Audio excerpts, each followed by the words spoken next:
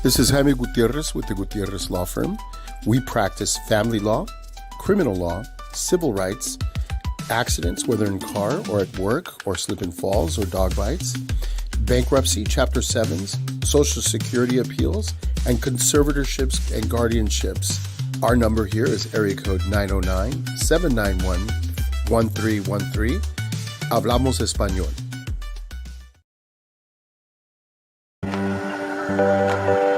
Come on, y'all. Come on, y'all. Come on, y'all. Slant. Slant. Oh, yeah. All right, Paulie, let's go. I'm here. Wow. Crazy morning. Loco. Loki's our little sponsor right there for the show. It is a lawyer. Listen, we have an action-packed show in about, I'd say less than 15 minutes. We're going to have Kamran Pasha on. And then I'd say in another 45 minutes, George Gascon is going to join us. So if you're joining us right now from Midnight's Edge, say hello. If you're a member of the channel, say hello to each other. Give high fives, all that good stuff. We have a poll going on. I'll be back in about a minute. Much love.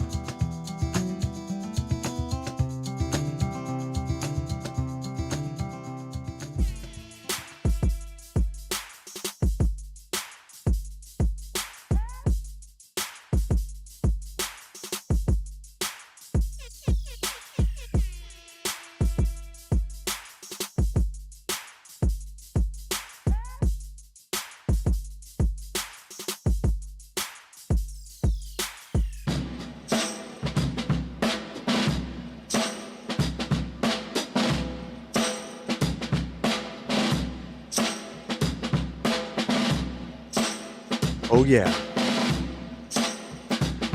Okay, last 15 seconds here. Here's the pitch. And you guys already did it. You're already getting some gifted memberships. Daryl Brewer right there. 5, 4, 3, 2, 1.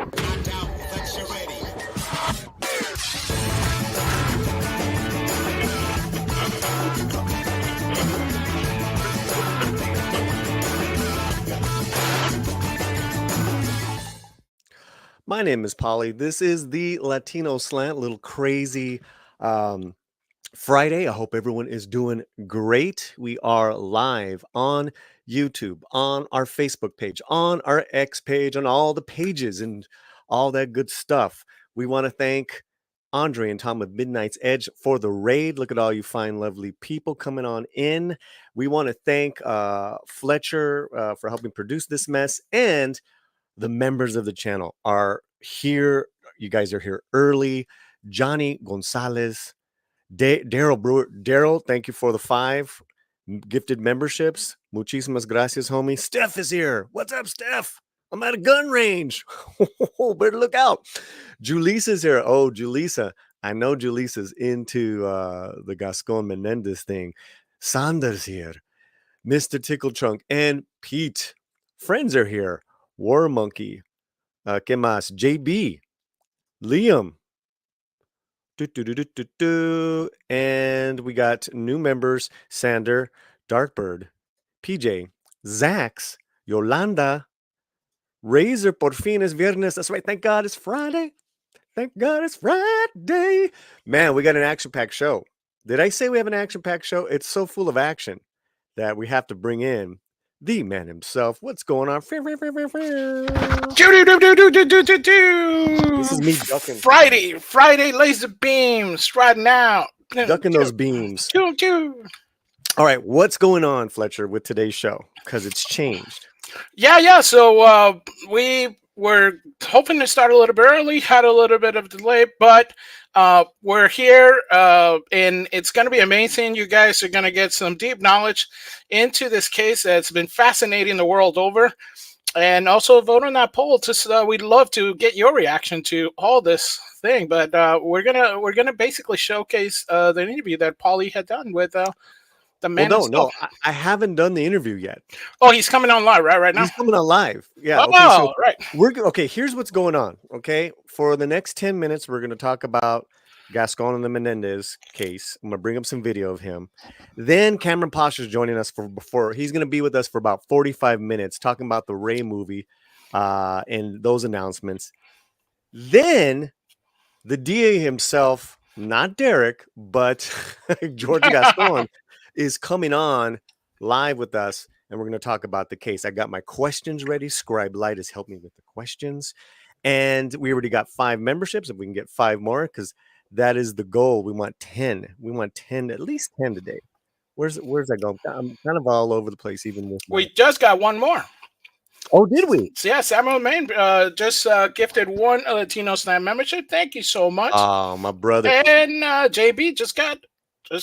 Picked it up. Boom. Okay, let's play this video, and then we're gonna start with the Menendez videos. Here we go.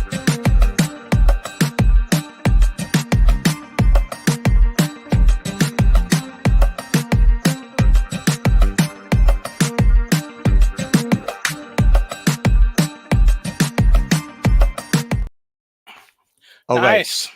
So go ahead and vote right now. We'll check out the voting in a little while. This is George Gascon. This is the Los Angeles District DA, right? The county, not just the city, the county. This guy's the big cheese. And he's the one who yesterday made the announcement he's going to ask for a resentence. And at the end of the day, it's going to be more than likely time served, everyone. Time served for the Menendez brothers. But before I get your opinion, Fletch, let's listen to a little bit of this, and we can take it from there. Because they're asking him, what would you say to them? Right. Because he hasn't talked to them. Right. He hasn't talked to them, right? Maybe he has by now, but he's saying he hasn't talked to them. So here's what they're asked. Here's what they're saying. He ever speaks to Eric and Lyle Menendez. If I have an opportunity to speak to them, I don't always get an opportunity to speak. Again, we have Resentence over 300 people. I've only spoken to a handful. Mm-hmm. People that we exonerate, I talk to all of them because it's a different dynamic.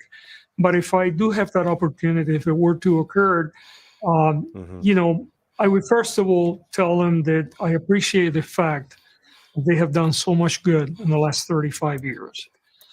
I would also ask him to reflect back on the horrible crimes that they committed, which I believe they probably have, but I would ask of them, and to use their own personal experience as a very traumatized young person and now being adults that have gone through this process to invest some time in other troubled young people that could benefit from hearing from them. Okay, what do you think of that there, Fletcher? I mean, he's saying the right things. You know what I mean? So hopefully we get some insight into what exactly it's all that entails, right? What's your idea of these murderers, or not just them, but anyone who's done a lot of time and has seemingly been rehabilitated?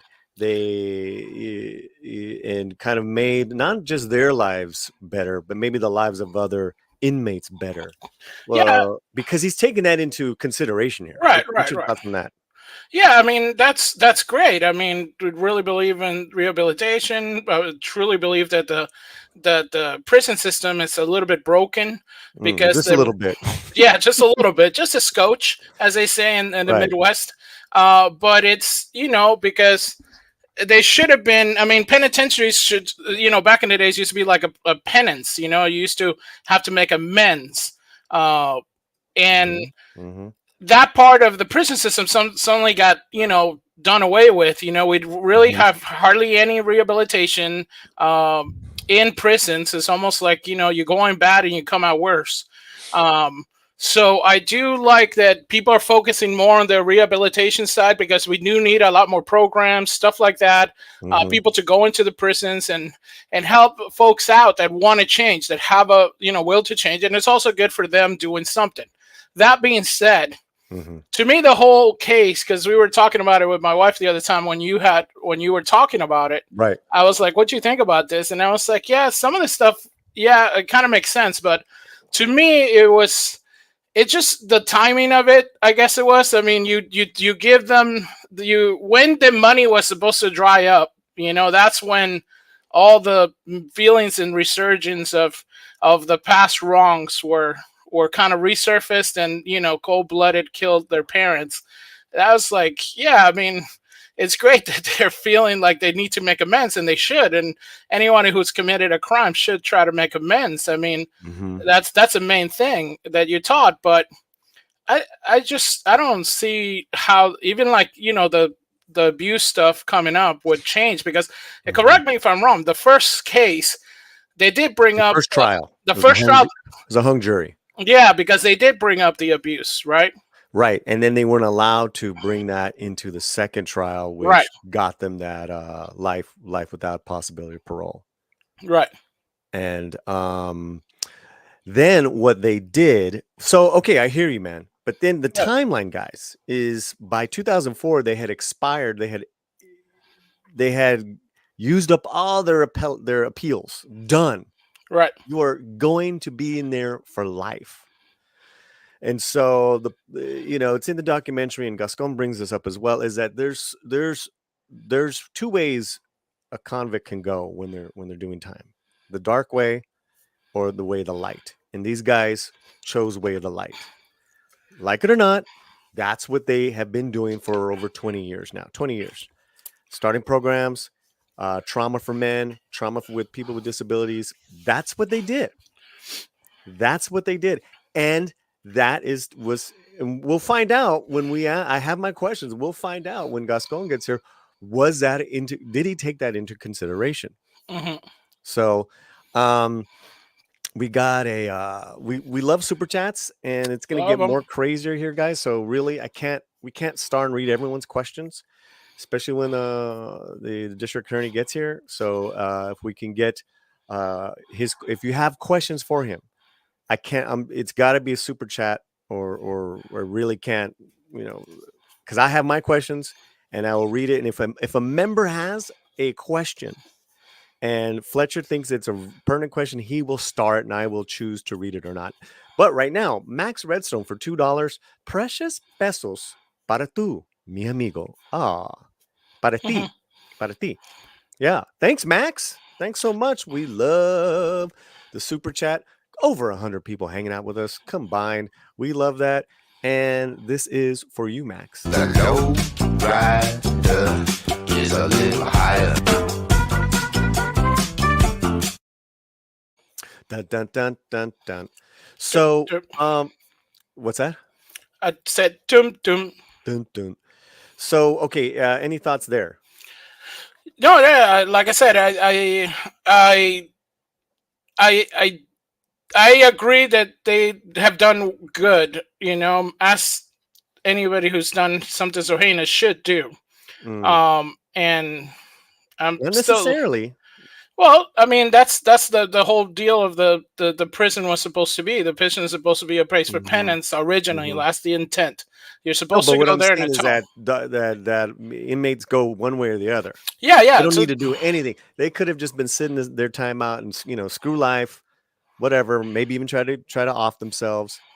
I'm just hitting the other argument there. No, of course, yeah, it's facts, because but then you also have the cynical side where you go, they're doing this because this is the way that they would get out. This is the way that this is the stuff they have to do to get that, to get even the attention, to get out. You know what I mean? But they've already had attention. They've had attention for days. They've never stopped having attention. The only thing that stopped was their appeals. They were like, okay, we're going to be in here for life. They decided to do good. It wasn't until a few years ago that the Menendez evidence, along with their evidence, and listen, we're going to find out what this hard evidence is going to be at the end of the day, as far as child abuse, child sexual molestation from the father, what it is. But what we do know is that the Menendez boy, at least one of them claimed the same thing. Right. So, all right, guys, In 45 minutes, we're gonna have DA George Gascon. Okay, but now we're gonna put a pin in it right now. Can we Pin put it. a pin in it? Pin in it. Pin in it. And can we just do like a little kind of we'll do a little kind of wash of the this, and we got our friend coming in. Go. He is a novelist and writer, and our good friend Kamran Pasha with the latest, just coming in hot. Last night, I gotta come on. We gotta talk. Kamran Pasha, everybody. ¿Qué pasó? Boom. Hola, hermanos. It's wonderful to be on, and I'm feeling the stench of victory today. Yeah, the joyous stench. It smells like chicken tikka masala. I love it. Ooh, I'm hungry. I'm hungry. Okay, Nice. so let's get into this. Scoop. Pasha Yeah. returns. There is no Ray movie. Variety and Puck News reported it yesterday. What's going on? What's happening? I have been writing since April of 2023 that this Ray movie, which I always call the fake Ray movie, is fake. That it's never real. That yes, there's some activity around it. They had hired this writer, Stephen Knight, but that it was never on a track to be produced. And that Stephen Knight was using this. I reported this a year ago, that Stephen Knight was using this to get back in the feature game. This gentleman had been an indie feature screenwriter who had got some Oscar nominations like 15 years ago, right? And then he fell out of the game. He ended up doing game shows. Like he created Who Wants to Be a Millionaire. That's what he did, right? And then from getting back into TV, he started getting back into television, and he did Peaky Blinders, which put him back on the map as a writer. And now he's been trying to get back into movies. And I was like, this guy's just trying to use this fake Ray movie that's never going to happen to advance himself, and that he's going to drop it once he gets what he needs out of it. And here we are. And for 18 months, I've endured people saying, you don't know what you're talking about. You just won't face reality. This movie's happening. This guy's for real. The script is for real, blah, blah, blah, blah. And then yesterday, Puck, which is a trade. It's a newsletter slash one of the smaller trades, but one of the more entrepreneurial trades, founded by Matthew Bologna, who was a former editor of the Hollywood Reporter, so a very highly connected guy, right? Went independent, created his own trade called Puck, and he's pretty much an investigative reporter.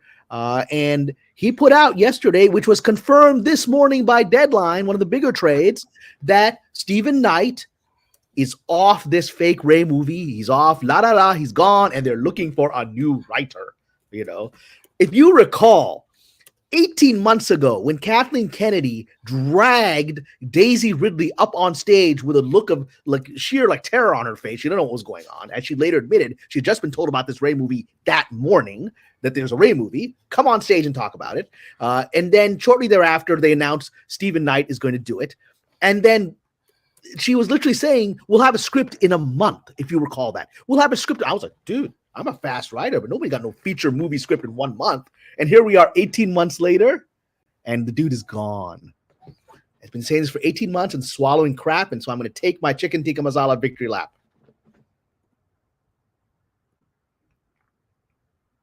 Anybody send this here, or we're all silent? So I sent you a video.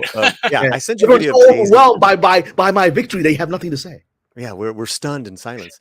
I sent you the video of Daisy, really, but do you want to look at that, or do you want to go to your Patreon? I mean, look, we can do that. Because I've already said that video is obviously just PR desperation, right? Okay. Which contradicts exactly. I don't know when that video was made, but it contradicts the news of the day, right? So why don't we go into the actual facts before we get into actors PRing? Yeah, no, I have no problem with that. I was, and then remind me, I have a Gina Carano video to show you, because I know you're not an ex, because because the man keeps bringing you down. But we need to go to your Patreon, and if you're in the chat, guys, again, smash the like, ask questions, super chat, as predicted. I love it. And let me just say this really fast, because you're not the only one that gets shit. Mm-hmm. I got people the last couple of days telling me to get a life because of what me and you covered. And you know what? Two things happen. Mm-hmm. I remind myself how lucky I am, because God has given me a wonderful life. And two, I hit block, because I don't care, guys. All right. If you come hot to the channel like that, and I don't know you, I'm not going to waste time with you. you're just blocked. I mean, You're just trouble. You're just a troublemaker. You're bringing troublemaking energy instead of being destructive. we got no time for this. Stephanie comes in with $4.99. Muchísimas gracias. Cameron saw this happening. So did a lot of us. Right. And actually, to relate to what you said, there is a special victory, a sweet, extra spicy chicken tikka sauce on top, right? The masala sauce, because we were on together with your, wonderful guest and my friend Matthew Kadish, right? He was on just 2 days ago. We were just on 2 days ago asking about this. He said, because Matthew, he's just following the reports, as he's saying. These are the reports I'm hearing. What are you hearing, Cameron? And I said, the Ray movie isn't real. Stephen DeKnight, and I reported on my Patreon in January that Stephen Knight had written a script that was disliked by the people at Lucasfilm, that it didn't work. We can double what do you call it? We can back up your work with the videos that me and you have done over the last 2 years. Yes, we've been talking about this topic. It's all there. It's called the Pasha Report playlist. Cameron Pasha Report playlist. It's on. You know what? I'm going to make it the #1 playlist on our main channel, and you can see the dates for yourself. Okay, but other than that, if you're not coming to us with and the thing with that Kadish, man, he came with some really great discussion. Yeah, he had analysis. He'd worked in the industry like I have, and so he has thoughts, right, of value. So this, if it's nothing, if you go below the belt, then we just don't got time for that. Yeah. Okay. Well, and that is what happened here, is that in the last thing we did, and then I'm going to jump into the thing here. The last thing we did is that we got some people coming into the chat, coming in hot, saying, "Why do you have this guy on? This guy's never lied. He's lying about everything. He's never lied about anything." And here we are. God is great.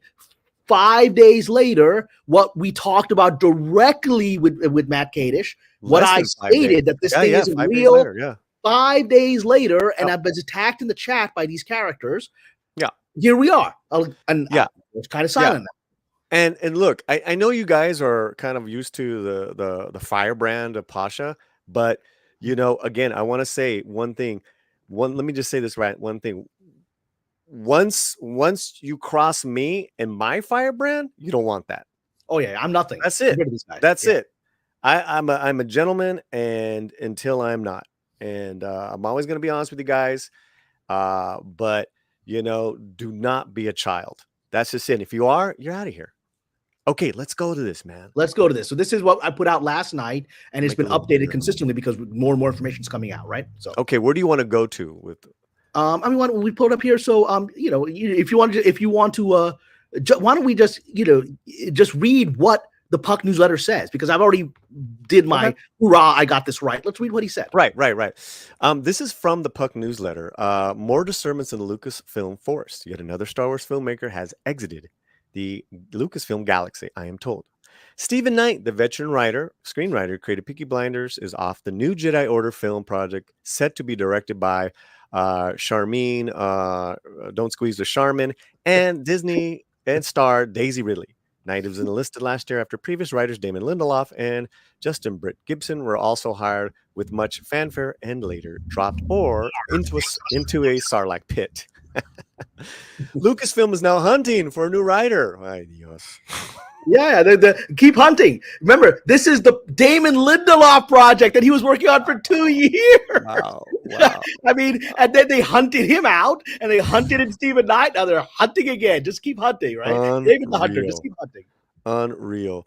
Lucasfilm is now hunting for a new writer on the Jedi New Order, which almost certainly means the film will not be ready by December 2026, the date Disney had staked out for a Star Wars release. Okay, so I'm going to break it down just really quickly for you guys, right? Because if there's no script, if there's no hired writer, maybe there's an old script, an old draft. Hey, take this mierda and give me something good out of it. That process alone is on the fast track 6 to 8 months, right? But they don't have fast a writer track. for that. That's real fast. That's real fast. For movies, yeah. That's real fast. So this was supposed to be, this should have been already filmed. This should have already been filmed. If they're trying to do December of next year. Oh yeah, this got to be in the can. They got to be editing it. They got to do special effects. That's another year's worth of work. Hey, pull down your camera a little bit so we see more of your beautiful. I don't know which one. Where am I going? This way? We're good. Yep. At least now that's like a little bit down, a little more. More like this. There you go, buddy. Okay. All right, I trust you. You have the visual expert here. Boom. Boom. Okay, so let me read on some. Yep. So that's that information, right? Yeah, and you know, and he says something in here which I think is actually inaccurate, which you know, Baloney says sort of again. You type. I know I've typed things and I have to re-edit them when I write them on Patreon because I typed so quickly I made a mistake. Right? He says that the Mandalorian Grogu movie is already finished filming. I do not believe that to be the case. Yeah. I just heard a few days ago it is it's begun filming. I don't think it's finished filming. So I mean. But as we know, it's got to be, in order to get to next year, it's got to be filming around now. So that's correct. I don't think it's in the can. I think I know for a fact that at least certain scenes, I reported it on my Patreon a week ago. We talked about it. We talked about it last time with Mr. Kadish. As of just 5 days ago, I was told by my sources inside Disney/Lucasfilm that certain scenes in Mando and Grogu have been set aside to the end of the schedule in the hopes or the possibility that things work out with Gina Carano, things get settled, things get resolved, she can come back, and those scenes are the scenes that she could be inserted into as Cara Dune. That may or may not ever happen, right? But at least for that possibility, I've been told Mr. Favreau has pushed that to the end of the schedule, suggesting there are some months ahead of the schedule. So I don't think it's finished filming right now. So you're saying you don't believe that from Baloney? I mean, that's what he's saying. That might just be that literally could be a typo. Could just be a typo.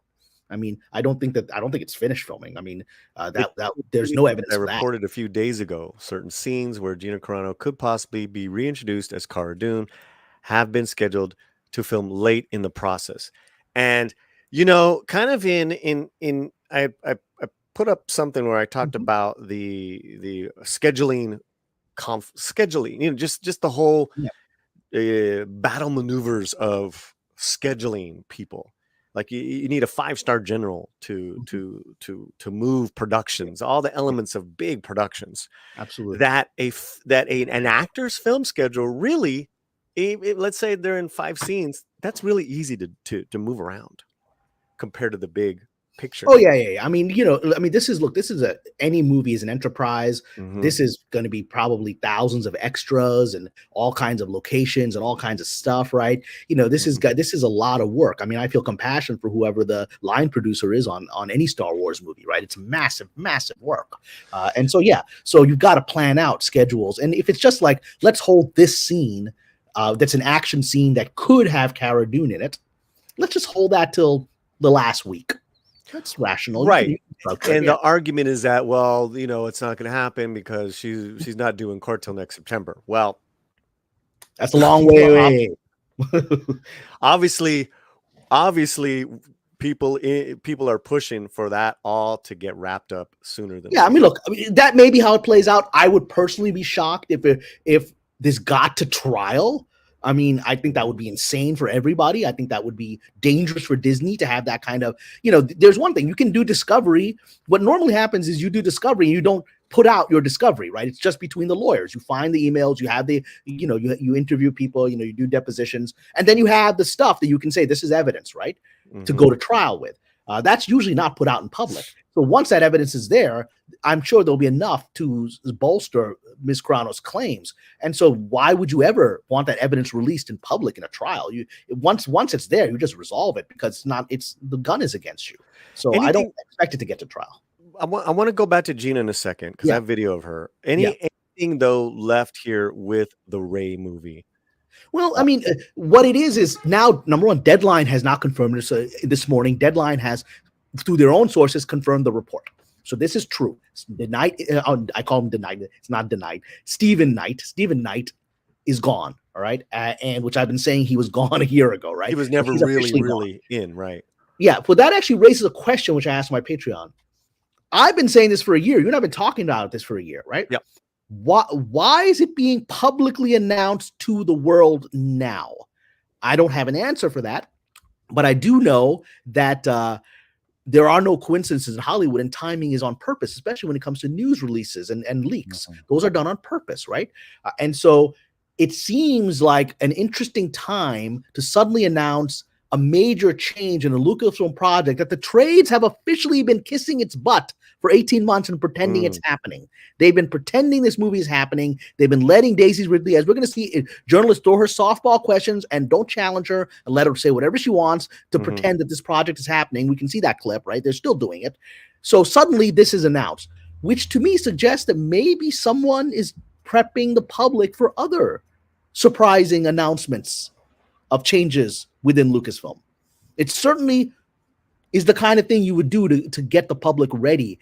Because we've had a shift in narrative. For a year and a half, we've been told this movie is happening. Sharmeen Obaid-Chinoy is the next Oscar-winning brilliant director, and she's going to bring women to Star Wars and blah, blah. We've been hearing this from the trades for 18 months, and then they flip on a dime, and suddenly he's out. Yeah, and how's that worked out? It's a changed narrative. It's a flipped narrative instantaneously, suggesting they're prep. For me, it suggests that someone has decided in the system to prep the public for other flipped narratives of how things are working at Lucasfilm. Wow. Stay tuned. Yeah. Stay tuned. Well, okay. So I saw this video. Yeah. And we're gonna move and wrap it up with some talk of. I want to get your reaction to Gina Carano. Sure. I don't know. Maybe you saw some of her speech, but she that she did at the political thing. Correct. I saw her. I saw her Instagram posts on it, but I haven't watched the full speech. So let's see it. Okay, let's check it out. This is from last night, guys, and we'll stop and go. How about that? Sure. So anytime, Kamran, you want to stop? Yeah, it's new to me, so I'll be watching it with open eyes like everyone else. So here we go. Oh, wait a minute. And here we go. So a lot of celebrities say, I'm leaving the country if Donald Trump is elected. I will not be leaving the country if someone I don't like is installed in power. I plan on staying here and fighting it out. That's what patriots do. That's what the people who truly love Americans do. And those celebrities who threaten to leave will leave anyway once they've installed a government that seeks to destroy us. 70 years ago, both my grandfathers made their path and built incredible companies, starting from the ground up. One right here in Las Vegas and one in Reno, Nevada. I have two of the best examples of what a truly great leader is, and how important it is. My Papa Jack was quoted saying, "Lead men by going the extra mile yourself." I'm an actress who got my start professional fighting right here in your mixed martial arts gyms in Las Vegas. Thank you. I'd rather be being punched in the face than giving a speech right now. But I'm doing this for America. I'm doing this because this election is so important. It's so valuable. I didn't actually start voting until I was 2020. And I realized that, my gosh, there is such a prejudice here. I was voting for who I thought was the best candidate, and that was Donald Trump. And that still is Donald Trump.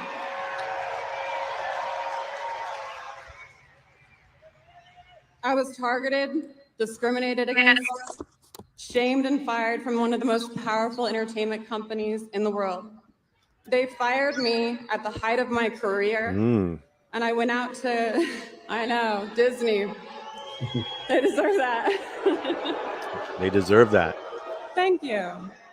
Thank you. You guys have been paying attention to my story. I appreciate that. I mean, they've gone out of the way to make an example out of me, but I think by the grace of God, He's helping me make an example out of them. That's it. Kamran. So it's a great speech. You know why it's a great speech? Because it's heartfelt. It's not something written by a speechwriter. It's something she clearly scribbled on a napkin from the heart, right? And she's speaking from her. You can hear her voice trembling. This isn't someone who's doing this to be a professional politician, right? This is somebody who, like she said, she's not comfortable with this kind of thing, getting up, giving political speeches. And then you can see that her body language, that's true. She is a performer, she's an entertainer, and and she's a leader, but she's a different kind of leader than a politician. And so yeah, I mean, I'm glad she said that. I will say, and what's going to happen is going to happen. I will say that this speech will be used as fuel by her enemies to keep fighting to keep her out of Star Wars and to keep pressuring Iger to not settle with her and give her what she's asked for in the suit back. In the lawsuit, she's asked for her job back, right? Which is, I certainly know Jon Favreau wants to give her a job back. He doesn't have a problem with her. He likes her. He both created the character for her, Cara Dune. This will be used against her. But, she's already fighting a battle, so. This is like, this will be used against you in the court of law. Yeah, Well, who knows what's going to happen in the next 2 weeks, with months thereafter with politicians. If Mr. Trump is back in power, the industry is going to be attacking him. It actually, I don't know. I mean, if he's back in power, people like Iger may feel pressure to not let Gina come back because Hitler's in charge right now. Now we've got, Hitler's woman there. I mean, it's crazy stuff, right? It's crazy. It's crazy narratives. Like, I got my issues with Trump. I'm happy to discuss I got lots of issues with Kamala Harris and Biden, but I can give specific policy. I don't agree with that. I don't agree with that. That was a mistake. You made a mistake last time we did that. I hope you don't do that again. I mean, but I don't go into personality stuff. I don't like this policy. I don't like that policy, right? But Hollywood doesn't do that. Hollywood's all about images. And now this image is going to be used against her. So that's when I saw that, I'm like, okay, how should she have said anything? Because she's like in the middle of this thing, and I guess she's going to be herself. She's not. She's going to be herself. It's just a sword that's going to be another sword against her. She's confident that she's got the leverage because she knows if this ever to go to trial, she probably win. So far, she's won every step of the legal case. She's won every single step, right? So I think she's very confident in that. And she's not a politician, so I think this is naturally Gina. Gina is going to be herself. She gets hired back on Star Wars. She's going to say what she believes. And that's what I think those who love her, like myself, admire about her, right? This is who she is, and you're going to get this. And hopefully she gets her job back and she can just be this person. And you don't like her politics, you don't like her politics. Life goes on. Can I just say one thing, guys, in the chat? In YouTube alone, we have 138 people hanging out. 140. Wow. Only 66 likes. Okay, I don't even care if you dislike it. Dislike the thumbs down or the thumbs up. But I want to see 140. 66 is too low. Y'all trolling. It takes 1 second to press that button. Yeah. So hit that right now, man, because that ain't right. That ain't right. Do it for Gina, if not for us. Do it for Gina. I agree. I think this was very heartfelt. Whether I agree politically or not, you could tell she was nervous. Yeah. You could, and she had her little speech. Yeah. I think you can see why she endeared herself to fans and why her character, along with Gorgu, were the most popular characters created by Disney Star Wars. That's just it. That's the truth. Well, she's authentic. She's a real person. She's a real human being. She represents the kind of person that is just middle America, normal person. I mean, she's not middle America. She's from a wealthy family. God bless her. Her family, like you said, her grandparents worked very hard to create the business empire that they have. Right? They're not poor people, and I wish them more success. But but she's the kind of person, like I said, you'd meet her at the she's like somebody at the gym you're chatting with, like a nice, decent human being, right? Yep. That's what she exudes. Okay, let's get Fletcher in here, and why don't you? I've got about 10-15 minutes before Mr. Gaston comes on. I'm going to bounce that. I don't want to interfere with that conversation. I'm going to get back. That's good, right? I got my opinions on all that, and I'm going to keep my mouth shut because I want you to deal with it. Let me tell you right now, man. That's a big get, man. He's more controversial than Menendez figures, brother. Listen, Gaston is more controversial than the brothers. I'm telling you. I'm just going to tell you guys right now. There's no way I'm going to put that gentleman on the line today. It's not going to happen. We're going to talk about the Menendez case. You're not going to go live stream with him, okay? Oh no, he's live. But he's live. I'm going to ask him. I'm not gonna sucker punch him, so to speak. No. Look, you got to be professional. It's a big get. This is a big. YouTubers don't get people of that caliber on their channels. You do. Right, and we want more of whether it's people from Hollywood or politicos to feel free. Hey, I can come on and have a good discussion because I do have questions, some uncomfortable questions, but Yeah, you but I know, mean, he's made some choices, and whatever. But in general, he's run things the way he's run things, right? But Right. the chat should be respectful when he comes on. A lot of people don't like the way he handled crime in Los Angeles. Just be respectful, because you're dealing with, just be respectful out of respect for Paulie and the integrity of the channel. That's all. Okay, let's go Flecha. What do we got? So we got Stephanie Smoke Cantina, member of the channel. Camera saw this happening, so did a lot of us. Yeah, we read that one. Thank you. Oh, Thank you, Steph. Yeah. And by the way, I just got a message from our good friend Doomcock, who's I believe is putting out a video today on this topic, and he's throwing me a nice shout out. And there's been a lot of pressure on Doomcock to sort of get me out of his world from these negative characters. So the fact that he accredited me with being right on this, it shows a lot of decency on his part. Well, awesome. yeah, and yes, but hey, I can see right now you're back on Doomcock. Don't forget the slant, bro. This is the only. First of all, I'm not back on Doomcock. He just mentioned me, right? I think the people don't want me back on there. The people that are pressuring him, and that's his choice, right? He's got on his channel. But I'm always safe here because you and I are friends. We've hung out each other, at homes, right? You've given me a jiu-jitsu lesson, right? I mean, broken bread. Yeah, and so look, we're deep friends. I'm not going anywhere. All right, let's go. Red French Moon for €2. Evening, gentlemen. Pasha, passion is cathartic. Nice, very nice. Thank you, Red. Good use of words. It's very good use of words. We got the Seaman for $20. Wow. Appreciate you guys. I'm almost holding out hope that Star Wars ends up incompetent hands. Happy to see bad projects die on the vine. On a positive note, new projects like Penguin show that entertainment is healing. I guess he's saying shows that entertainment is healing. Yeah, that the entertainment world is healing, that we're getting better projects. And I haven't seen Penguin. A lot of people seem to like it. I don't know if you have an opinion on it. Fantastic show. Right. Okay. So then that's right. And I've been saying for some time that things are getting better because there's a slow pipeline for Hollywood. Things started changing maybe 2 years ago. And it took 2 years for something like this to get out. So we had our big barbecue last year. Yeah. I don't know if you remember the couple that had the kids. They were inside a lot. Did you? Yeah, I remember that. Yeah. You met Megan. She's a consulting producer on the Penguin, and she's very talented. And so we had an insight into the show because we knew once they brought her on, we're like, oh, they're serious. So C-Man.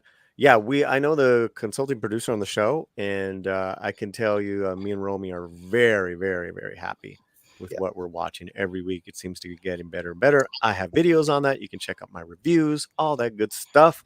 And to anyone that's seeing this live right now in the chat or later on when we do clips and cuts, commenting that Star Wars is dead, the fact that you commented, the fact that you watch these videos speaks to your hypocrisy, because Cameron's videos and our coverage gets the most views. I mean, besides when I used to just do Indian stuff, which I do less of now, but Cameron's videos and coverage gets the most views. So of course Star Wars is not dead. We still hold a lot of love for it. That's why we were like, come on, shape up. And thank you, C-Man. Awesome. Thank you, C-Man. We also got Quarter Fellowship of Oddballs member for 40 months. Saying happy Friday, everyone. Y'all should be a member of this channel because it's the most entertaining channel on YouTube. Much love. Here's what we did this past week, Cameron and Fletcher, for the members. They had early access to movie reviews from Rosa Parra. You had the Venom movie, which she kind of liked. You had the John Williams documentary, which she loved. And I've met her through you, and she's she's a scholar. She's a really intelligent reviewer. Yeah, and she's at AFI Film Festival all week. And just so you know, we don't like everything. Unfortunately, she did not like the new Pedro Almodovar films, but that review will be up. But she's honest. She's always honest. We appreciate our members because you're helping us not only build our YouTube channel, but our website as well. Thank you. It's Courtney. Thank you. And we have the kind of different question here is JB, member of the channel. Do Spanish people hate being compared to Portuguese? Not trying to derail. I just don't know many Latinas, and I'm actually curious about being offensive. Well, You answer that one. Well, I did talk to him a little bit on the chat. Some people do. They don't like it when you assume that you can speak Spanish when you speak Portuguese, and the other way around. Not so much, sometimes some Spanish people, if they'll try to get away with some Jack Portuguese. But yeah, if you're in certain areas where there's a lot of Portuguese people, they don't like it if you assume that they speak Spanish, because although it's it's from Mother Latin tongue and all said it's a classic language, but yeah, they do have differences. And yeah. So here's my answer to that, JB, and thank you so much for this. Romy, my better half, is Portuguese Brazilian. Her and her family, they know Spanish, they know French, they know Portuguese, they know English. What you'll find is Brazilians and Portuguese knowing a fluent Spanish a lot of the times, but their Latin brothers and sisters won't learn Portuguese. It's kind of one of those weird things. But no, and Romy considers herself Latina as well. So, well, I mean, look, these are both Iberian cultures. And so from my point of view, they're all Moorish. They're all they're all Moors, right? Well, they're all Spaniards, Portuguese, you're all Moors. Well, they're all Moors with a different religion. That's all. And that goes back to the fallacy, guys, that Cameron's talking about, is that Spanish people or Spaniards that came here were white people. That's absolutely ridiculous. They were lighter, sure, but they were all mixed to a certain point. Cameron, and just on the ethnicity of it, because both what is modern Portugal and Spain were Moorish for hundreds of years. Spain till 1492, but Portugal till about the 1300s, actually 500 years, right? And prior to the Arab arrival in Spain in the 700s, prior to that, this was a Visigothic culture. These were Vikings. They were blonde-haired, blue-eyed people genetically related to Russians and Finnish people, right? Those were the people that settled there during the Roman Empire. Prior to them were the Vandals. These were all Germanic tribes. They were blonde-haired, blue-eyed. When the North Africans and the Arabs showed up in the 8th century, and they didn't come as invaders, they were actually invited in as mercenaries for the different fighting Christian kings, like you on my side, you on my side, right? And so they were brought in as mercenary fighters for the different Christian kings. They intermelded in. That's why Penelope Cruz is brunette. That's why Portuguese are lovely, brunettes. You had to say Penelope Cruz. They were born before. Yes. And thank you so much for that. What else do we got? So we got your moms coming in. K-pop corn. Yes, go Cameron Fletcher. Plus, good job, Mijo. How come you're last? What did you do, Paulie? Why are you last in that? Listen, she sees me or talks to me every day. It's okay that I'm last. Yay, K-pop corn. Thank you, Mom. All right. And we also have Brian coming in for 10. I always have hope for Star Wars. It's truly been part of my entire life. Instead of Saturday morning cartoons, I learned to put my Star Wars VHS. Love, comment, Patreon. Much love, Paulie. Nice. That's beautiful, man. That's very nice. Beautiful. I mean, I still do that, Cameron. I'll put on an OG Star Wars or Lord of the Rings on, just to have it in the background. I'm doing stuff. Brian, Mom, everyone that's given money today with the super chats. Every single cent goes a long way to keep this channel going. Thank you, Brian. Nice, thank you. And we also have a new member, Tina Guzman, just becoming a new member. Welcome. Boom, Nice. Tina. So here, perfect example, Tina Guzman. So what is the origin of the name Guzman? Guzman is an Arabic name. It is the Spanish version of Osman. Osman was the third caliph of Islam, and it's a very popular Arabic name. So how did names like Guzman became part of Spanish language and heritage? That's the origin. Oh, yeah. I mean, we have azúcar. Azúcar is an Arabic word. You mean you have camisa, all us. We have tons of Arabic words in we got Spanish. words at home. we got Arabic words at home. That's what we have. I want to read this one. My boy Luis Leca of the Nerd Report. He's got a huge channel, and then he's connected to Popcorn Planet. Those guys cover cases and all that stuff Like they do that on the daily. We're just doing the whole thing with the Gascon that it makes sense for the Latino slant is because Menendez brothers, Latinos, like entertainment. We're gonna get into it, but Luis, go and check him out. He had this thing. I know he was kind of riding the fence and being quiet about it, about who he's gonna vote for, just so he doesn't upset his crowd. I'm sorry. Who was riding the fence? Let me just clarify. Nerd Report. This gentleman Nerd here. Report. This gentleman, but now he's stating his opinions. But Great. now he's coming out, and and he's if you look at as far as appearance, Luis is an Afro Latino. He's Cuban, right? He's dark. He's dark. He's like as dark as you, Cameron. Maybe a little dark. I don't know what, but does it? But the brown is the future, my friend. It's the future. Yeah, you all need to connect. And no, I'm not racist. Deal with that. Smiley face. Love your channel, my brother. And I love that you're here waiting for Gascon. Okay, what else do we got? Oh, so we got whoa, what was that? I don't know. Yeah.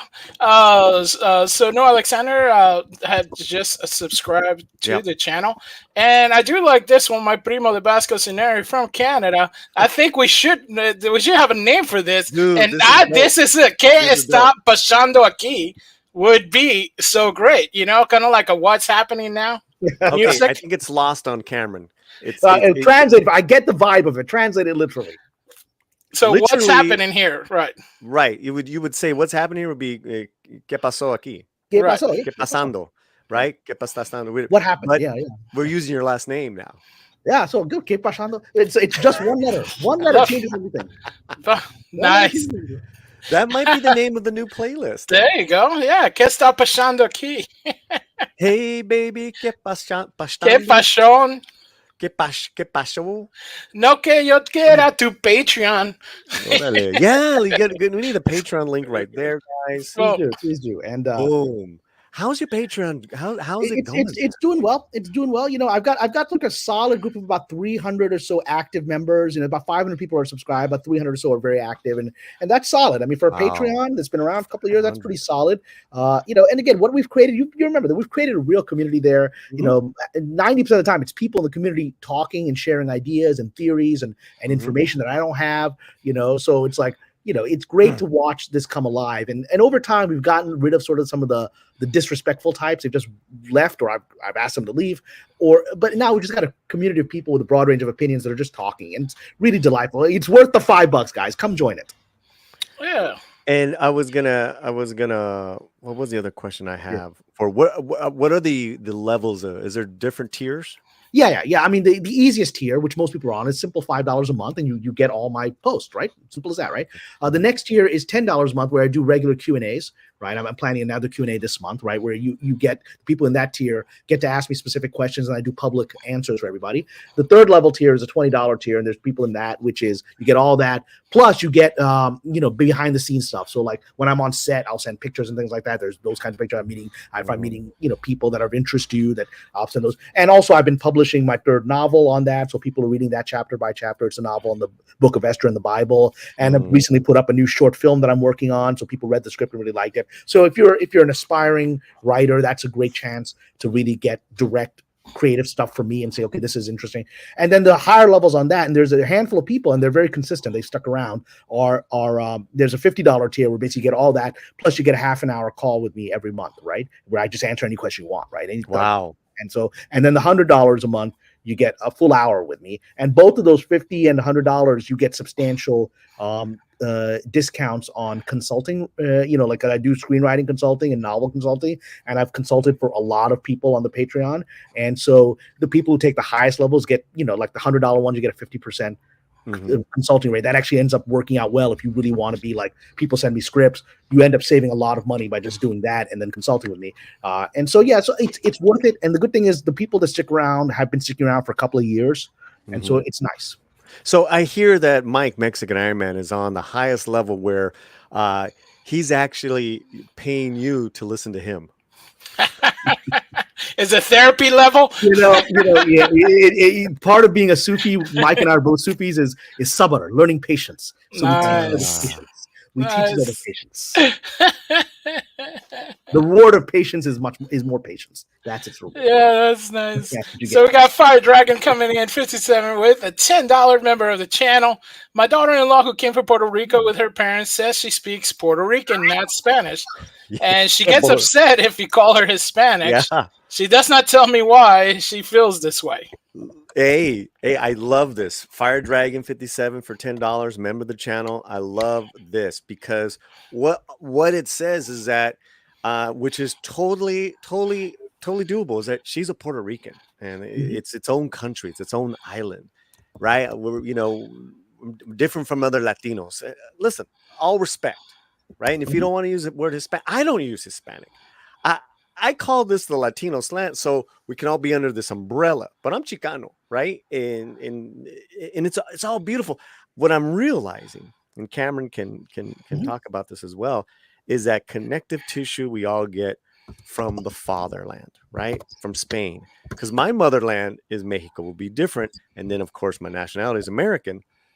But that connective tissue, man, from Spain is heavy, Kamran. Yeah. Oh, you're writing? No, I'm responding. Actually, I'm sorry. I hearing everything you're saying. The very nice lady was at Julissa in the chat was saying, "Oh, this is Maestro novel intrigued her," and I just put a link to it. That if anyone wants to read the novel, I have 36 chapters up. It's actually the novel's entirely written. I put it up once every a couple of weeks. I put up a chapter, so we're another 40 chapters to go. But if you like the story of Esther, I've written an epic historical novel, so I've just put the link in if you want to actually read it. But I'm so sorry. Let's go back to what you were saying. No. So one thing also too about the chat, we're up to 97 likes. If we can get to 100, that would be incredible for the algorithm. I just said the connective tissue of whether I'm Chicano, she's Puerto Rican, homeboy here is Argentinian, Brazilian, is that we all have a connective tissue that comes from the fatherland, which is Spain or Portugal. And even Spain and Portugal is very diverse. And so I just want to see if you wanted to comment on that. That's all. No big deal. Yeah, I mean, look. I've been to Spain. I've not yet been to Portugal. I'm in love with Spain. I intend, God willing, to have a home in Granada one day because I felt at home when I went to Granada. I was like, oh, I'm back home. I don't want to leave here, right?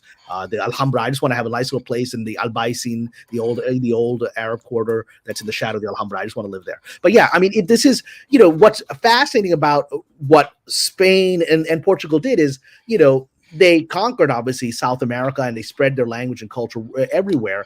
But what is fascinating is how, on one level, you've got this unifying languages. Brazil has Portuguese, and the rest of Latin America has Spanish.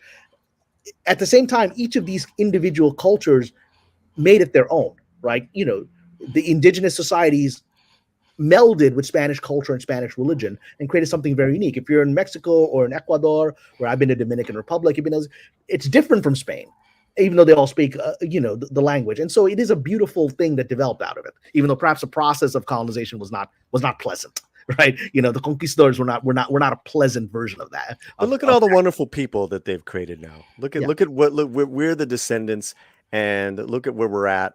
I get it. It was an ugly history. History is always ugly, conquering each other, all that stuff. But it sounds like Mr. Gascon is signing on soon. And I think that was the last super chat for right now, correct? Okay, so I can wind out.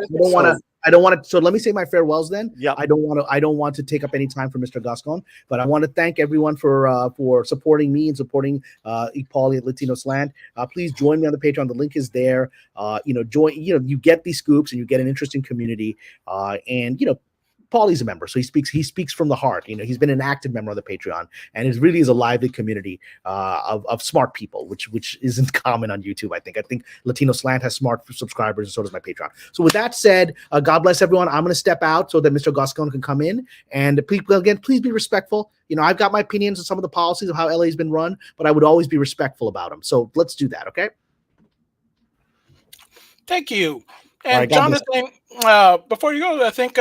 Oh, there he goes. That's all right. Jonathan for G94 for $4.99. I doubt Gina's speech will impact her fight to rejoin Star Wars. Pretty sure everyone suspected which candidate she supported in 2020 and right now. Right. Yeah. Jonathan, I unfortunately that whole thing with celebrities endorsing either or is that it just kind of creates more divisiveness with their fan base, and that kind of bums me out. You know what I mean? Like, it's like, you guys are my entertainers, and I'll respect the people that endorse candidates. Just don't put the other side down. Yeah, I mean that should be a given, right? Yeah, absolutely. We also want to thank Rafael Fernandez for subscribing. Do you want to play something for all our awesome? Yeah, in fact, this kind of goes back to the we'll play a Puerto Rican and a Cuban video to give shout outs to all our Islander Latinos. Let me see where let's do the Cuban one first. We'll be right back. We'll be right back.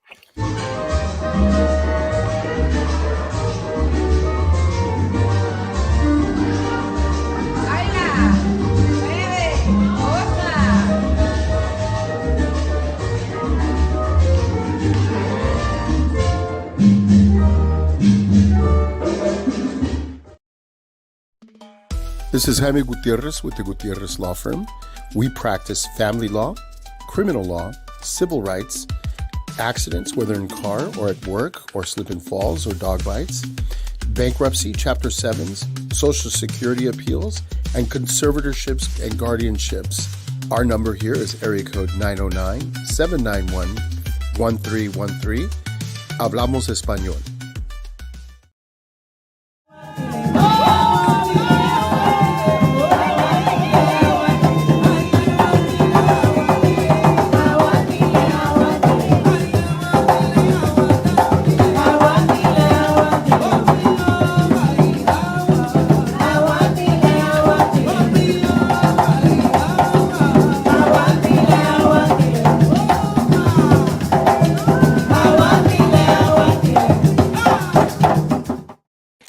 All right, thank you so much. Why don't you check in with the chat, the poll, what people are saying, because I'm going to focus on Gascon getting on in here. I'll be right back.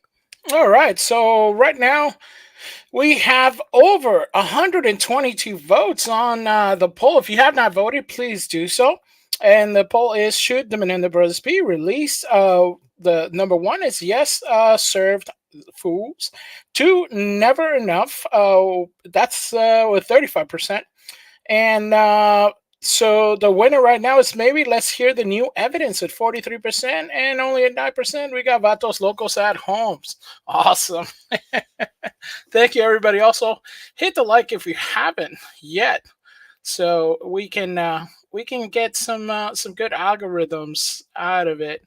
And we have Scribe Light saying, here we go, Latino can't wait to hear from the DA.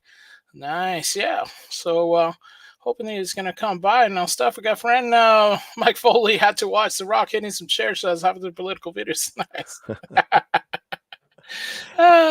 Yeah, I got a feeling that maybe they signed into the old. Oh, link. Is that what they did? So I resent this link. Okay. So guys, hang tight if you guys are here to check out my exclusive one-on-one with the DA. His assistant is trying to get all this going, making sure he's on the right link. Yes. Okay. Cool. Yeah. Good. What else do we got? How many? Okay. Before you go on, we do have a channel achievement. We just crossed over 500 subscribers. So as far as 12,507 subscribers. Nice. Look at that. Look at that. So we look, it's October 25th. I would love to get well past 13K by the end of the year. So we're less than 500 away. So let's keep it going. All right, Fletcher, go on. Yeah, that'd be good. So where we were, let's see. Too. Look at this. Oh, very Spotlight slanty. Anthony, YouTube fan, says, I'll say this, Paul, if there's an email with Kennedy declaring, look, I'm not having a Trump MAGA supported an election denying Star Wars, Kennedy is done for. You know what, honestly, Anthony, and Anthony's been great on our videos as far as commenting and liking all that stuff. If it was just that's kind of like tame nowadays, because, Hollywood people putting down Trump supporters, that's like so par for the course. if it's something more salacious, then that's not good. Like maybe something racial, maybe something women against women, something Women like that. against women. Yeah. Nice. Yeah. Oh, that Gina. I don't know. All right, what else? uh, let's see. All right. Yeah, that's the one that somebody has said Max Redstone sent a little bit early, just kind of like for your information.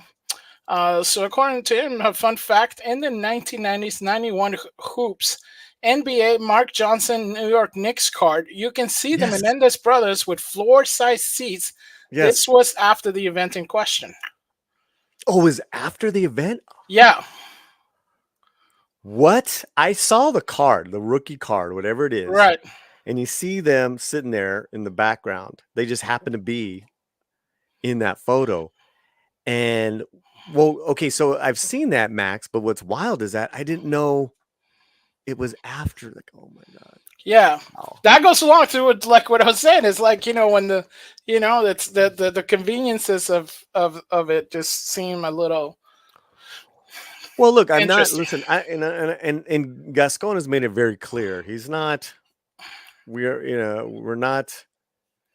In any way, saying that behavior was after the fact. Right.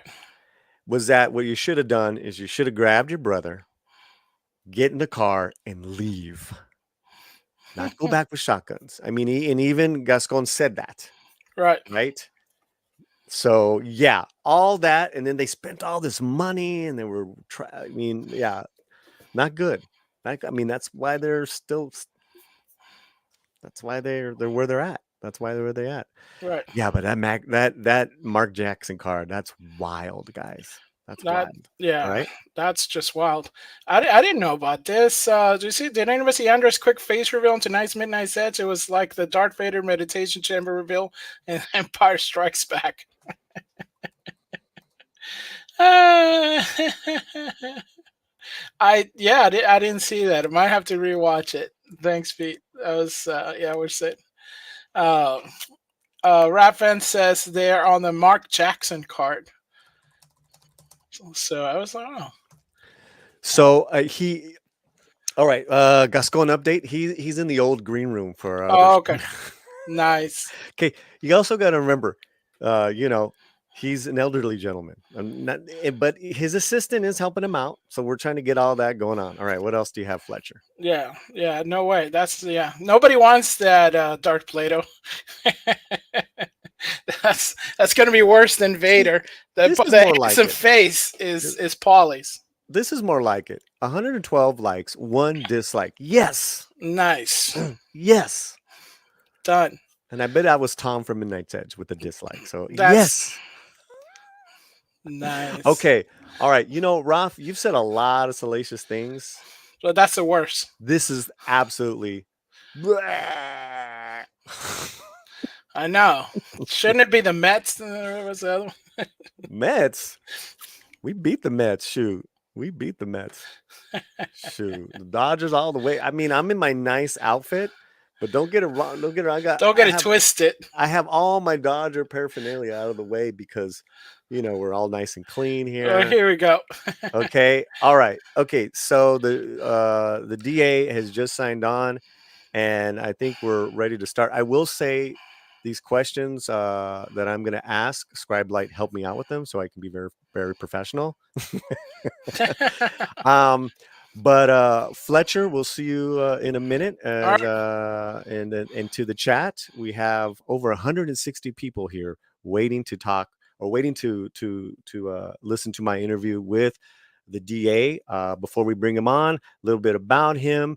He was elected as the DA here in Los Angeles for the county in 2020. Before that, San Francisco. Before that, he was chief of police, I believe, in Mesa, Arizona. Shout out South Phoenix. That's where my family's from.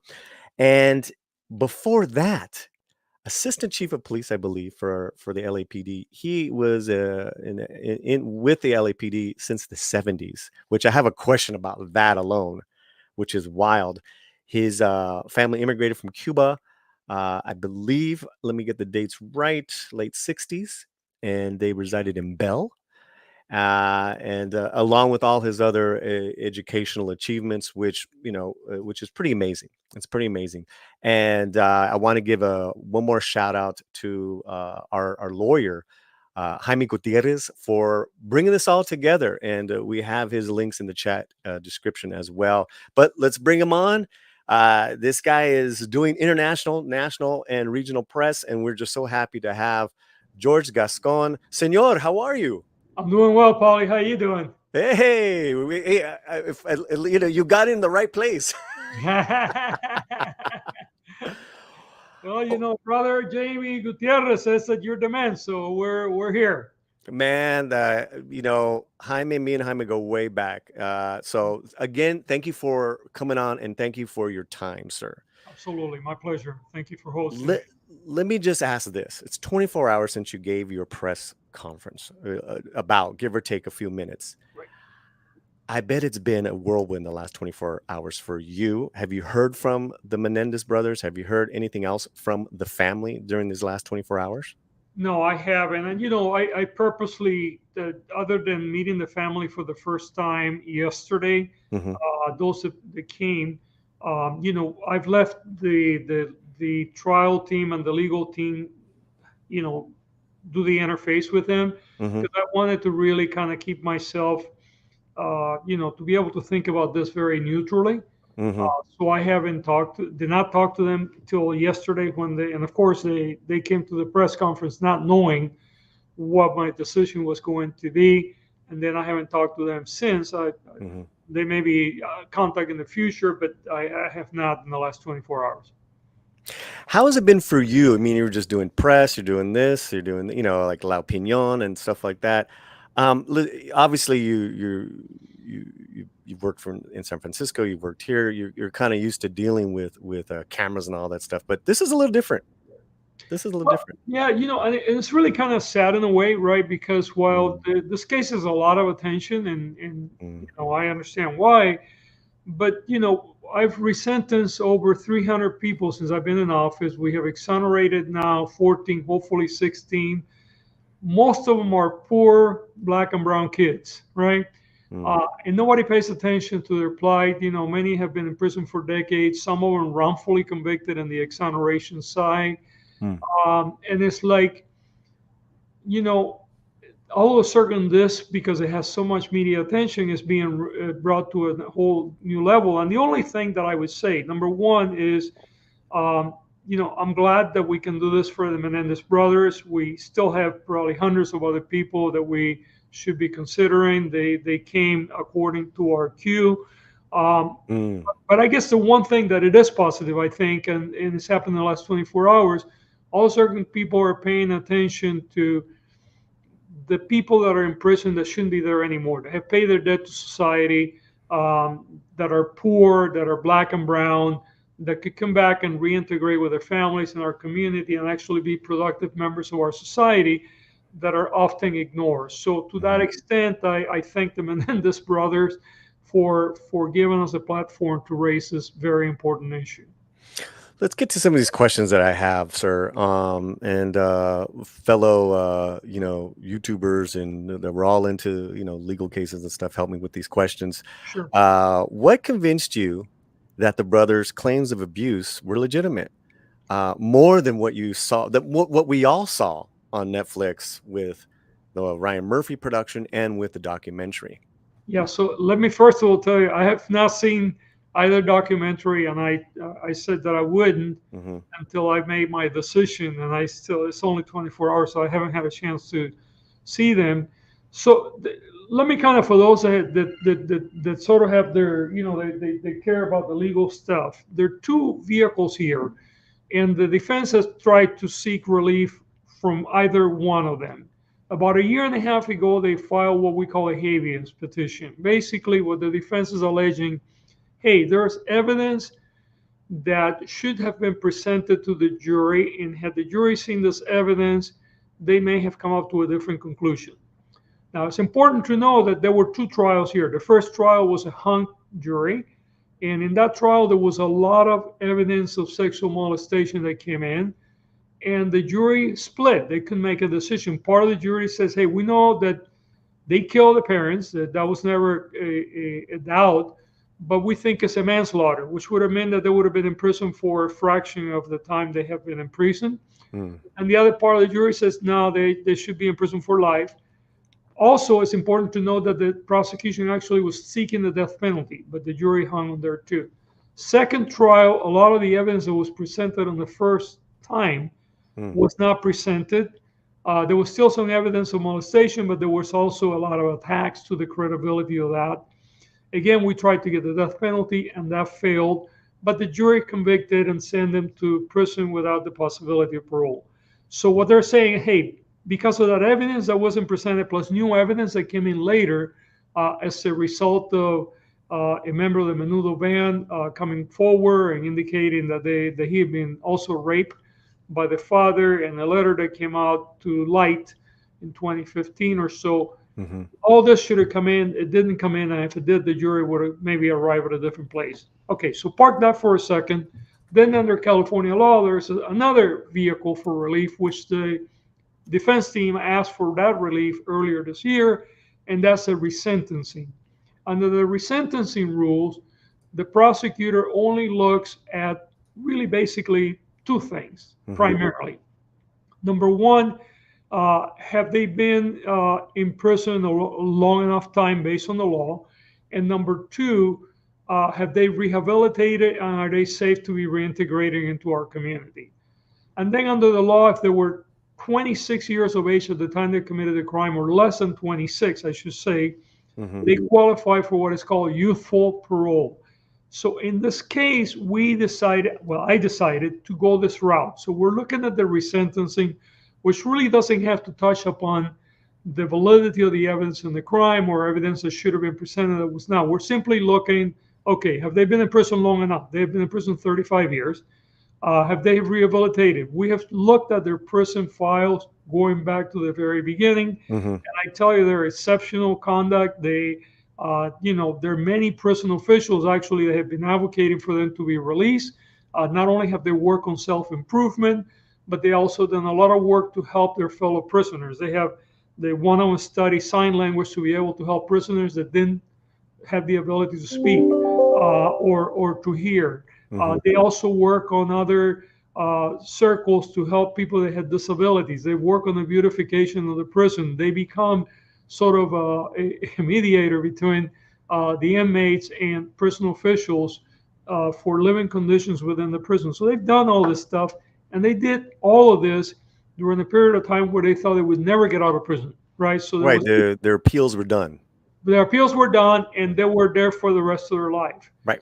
And I looked at that and I said, these people have clearly rehabilitated. So then the second question to us is, would they be safe to be integrating our society? Do they have a path? They're both married. One has a 15-year-old child. The spouses of both of them, one is a practicing attorney, the other one's a business owner. Most of the family, about 12 family members, are in complete support, and they're begging for them to be released. There is one family member, one of the uncles, that says no. So that was what I looked at in order to reach this final decision. And what we're seeking from the court, by the way, we're not saying that the murder didn't occur. Look, it was a brutal, premeditated murder, okay? So let's put that right up front. Let's assume that they were properly convicted. What we're saying is, yes, we recognize that they committed this brutal murder when they were 19 and 21 years of age. We also believe that they have rehabilitated, that they have now been in prison for 35 years, and that the community and their family and all of us would better serve if they came back and hopefully engage community and help other young people that may be having a troubled youth as they did. And hopefully they become, someone that actually not only doesn't get in trouble, but more importantly, even that goes out and creates a difference for our community. So they've done all this during the last 20 years. They've really influenced positive as far as being a positive influence in in the prison society that they're in, right? They've helped out, and you really take that in. You took that into consideration. Is that what you're saying? Hugely, it was part of the equation for me to make this final decision. Wow. Okay. So now that just because you did doesn't mean the judge will. Correct. Right. So explain that to me. Like you're going to present that like you already did today, I assumed, your Yeah. people, and now it's up to the judge. Right. So, we present all this. By the way, there are people in my office that believe that these two brothers should be in prison for the rest of their life. That's my next question. Yeah. Okay. So, but here's where it becomes important to the answer to your question. Mhm. So a judge will take our petition. They will take the defense's, motions. They will also entertain any opposition from other people, which may very well come from my office or from the uncle that believes that they should not be released. Mm. Then the judge will evaluate all that. He will set a hearing. The hearing could probably come up in the next 30 to 45 days. And then the judge will make a final decision. Mhm. If he, meaning the judge, agrees with our request, or he could actually go even further down the line. We're saying, hey, keep a murder conviction, just simply they're eligible for parole then because of how long they've been. But we're saying 50 years to life, but because they've been in prison 35, under 26 years of age, they qualify for parole. But the judge may actually say, you know what, I think it's actually a manslaughter case and they could be released immediately. Or the judge could agree with us and say, no, we'll put life with the possibility of parole. And then it goes back to the parole board and the prison system to determine whether they can be released or not. Or the judge could take a third option and say, I disagree with you guys. The conviction stays as it is, in which case, then the only avenue that they would have is, continue with the habeas, which is the earlier path, which is basically attack the evidence placed in the original trial. Wow, fascinating. It's fascinating because you're saying within your own office there's just a disagreement, right? Yeah. Now, I think people in my chat are just like going, just really just like this is incredible because what about the intent? What about the premeditation? And I'm sure that's all going to be part of this, as it was before. So how difficult was that for you or was it a spirited discussion, or were you just like, hey man, No, listen, I mean, first of all, we have resentenced over 300 people since I've been in office, right? 28 of them for murder. Less than 1% has reoffended, no violence. We have also exonerated now 14, hopefully 16 people shortly. And again, all these people that we have resentenced in the last 3.5 years, they have been poor brown and black kids. And they're all doing extremely well. This is entertaining the law. The way the law is written today allows for this to occur. And we still have thousands of people in California prisons that are there just simply, vegetating away, that they have been in prison for decades. They have done all they can to make themselves a better person. And if they were to be reintegrated in society with their families, I think that we would all be a better community for. There is no question that there was a brutal, premeditated double murder that they caused.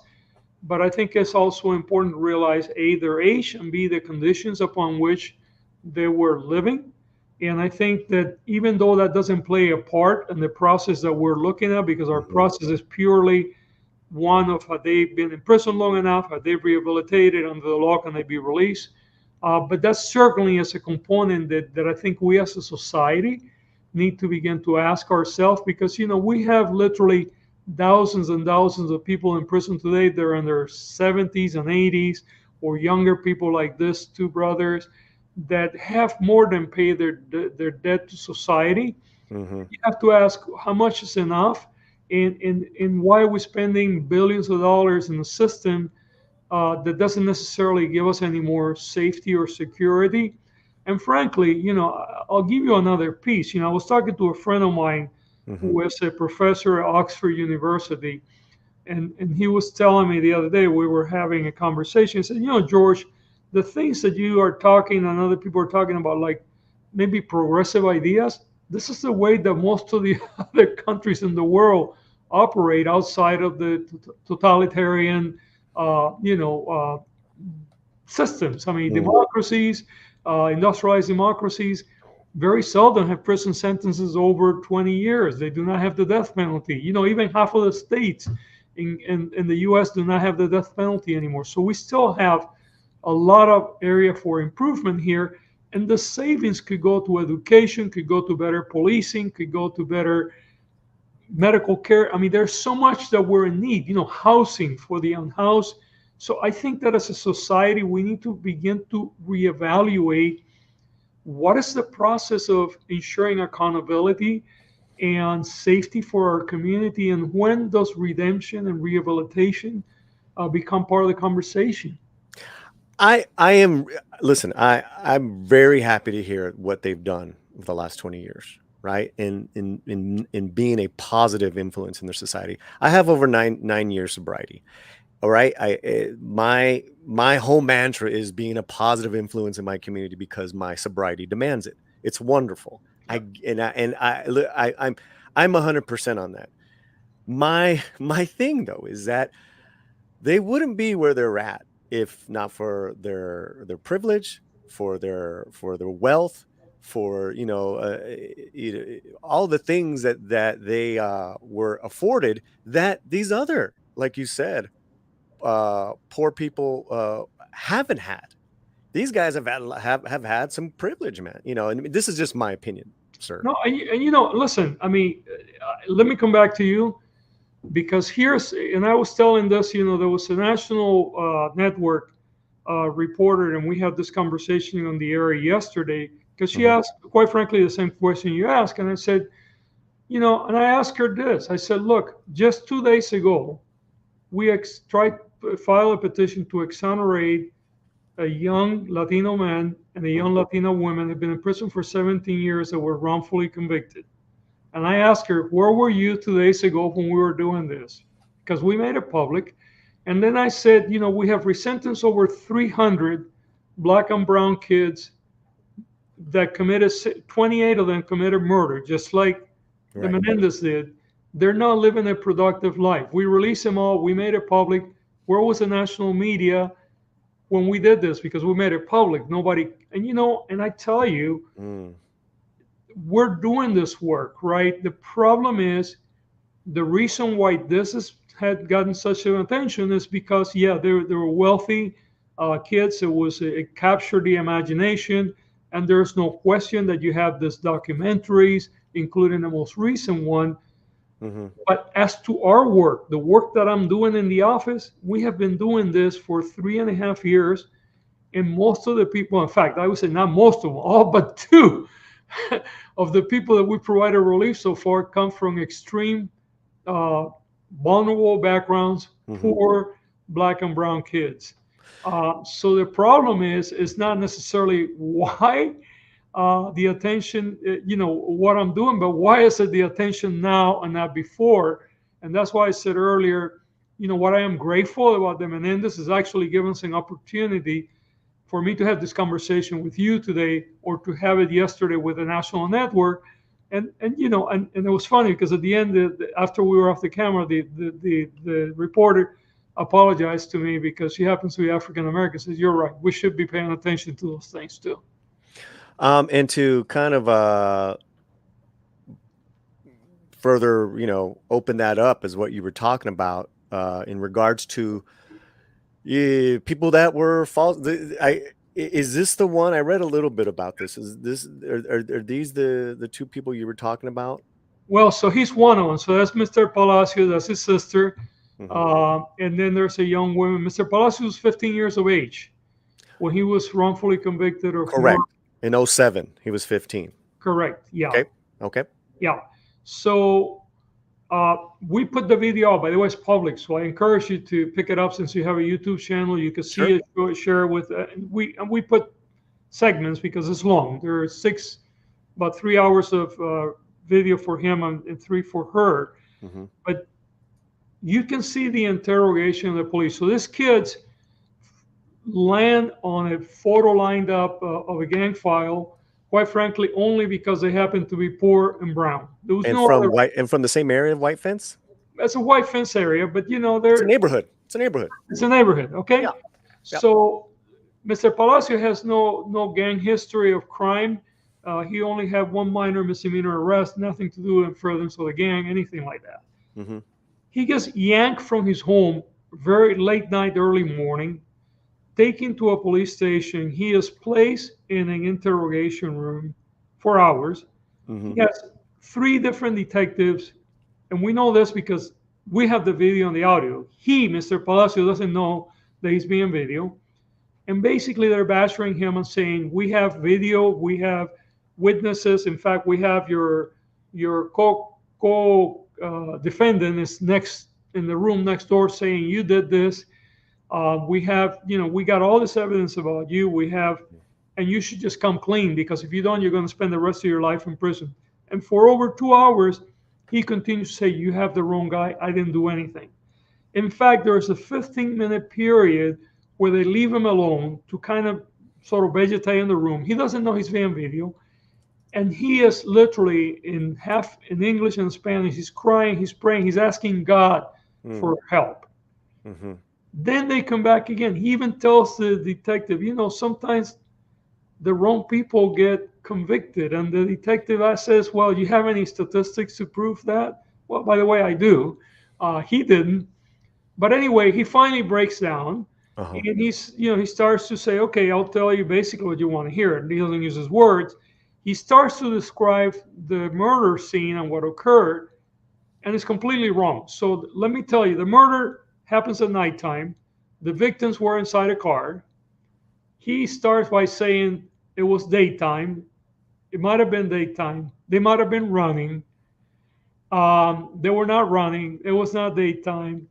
He describes the weapon he has as a revolver. It wasn't a revolver. It was a pistol. The weapon, by the way, was never recovered, but we know it's a pistol because of the casings. Basically, his entire description of the incident, it's not what occurred. And you would think, okay, if this guy was the murderer, he would know. And it was only like a few weeks after the murder occurred. Then the detective has to kind of walk him through what occurred step by step. And, and he's old school. Okay. Yeah, that's terrible. Playtest, the 20-year-old women who did not know Mr. Palacio, by the way, they don't know each other. Even though the 2 people that were involved in the killing not only knew each other, they were in the same car. Playtest, the woman that was involved in the killing was the driver of the other car. And the passenger was one of the person that did the killing, and the other 2 people were in the car. Plato says, I must have a double out there because I didn't, and she asked it. And by the way, these kids are kind of insinuating they're wanting an attorney. They don't get one, right? So after all this, we have 3 witnesses. We don't have video. We don't have any physical evidence. We have nothing.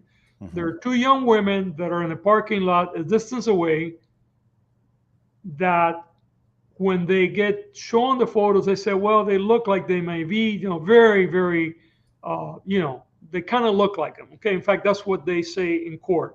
And then there is a fiancé of the person that was murdered who was in the car, who wears trifocal glasses, and who, when she sees the shooting, basically she dogs, right? She's also a white person, and this becomes relevant because the science tells us, and by the way, we knew that in 2009, that cross-racial identification is very unreliable, meaning the science tells us that it's very hard for us to accurately describe people of different races, especially when you're under a lot of stress. So she picks him after, multiple times of showing the photos. This is all they go to trial with. The lawyer handling the case for our office never makes the video available to the jury or the defense, because the video would have been so damning, right? Especially Mr. Palacio's video, because that's the one that allegedly had the admission. So that never enters into evidence. So we go based on 3 witness ID, 2 that basically are unsure, and 1 that probably, for many reasons didn't identify the right person. And by the way, we now know who committed the crime. That's what people in my chat were asking. Yeah, we do, right? So we're giving that information to the police and they're looking into. But even if we hadn't, by the way, because our standard is not identifying who did the killing. Our standard for exoneration is, are we convinced that this person didn't do the killing or the act? All that was there. And yeah, these young people were convicted of murder and sent to prison for decades. He was 15. He was tried as an adult. She was 20. And there was so much evidence that they were not there. In fact, there were alibis. They were not there. So, I mean, I don't want to say that's an easy one. That's an easy layup, but not. I can't imagine. So I'm happy for that. I'm happy we can spotlight that. Yesterday, I have 2 more questions, sir. If that's all right. I have 2 more. Sure, of course, yeah. Yesterday, you had talked about some stats, and I'm a little confused. Yep. So help me out here. You had said you guys have resentenced 300? Over 300. And how many of them have since reoffended? 4. Less than 1%. Less than 1%. Yep.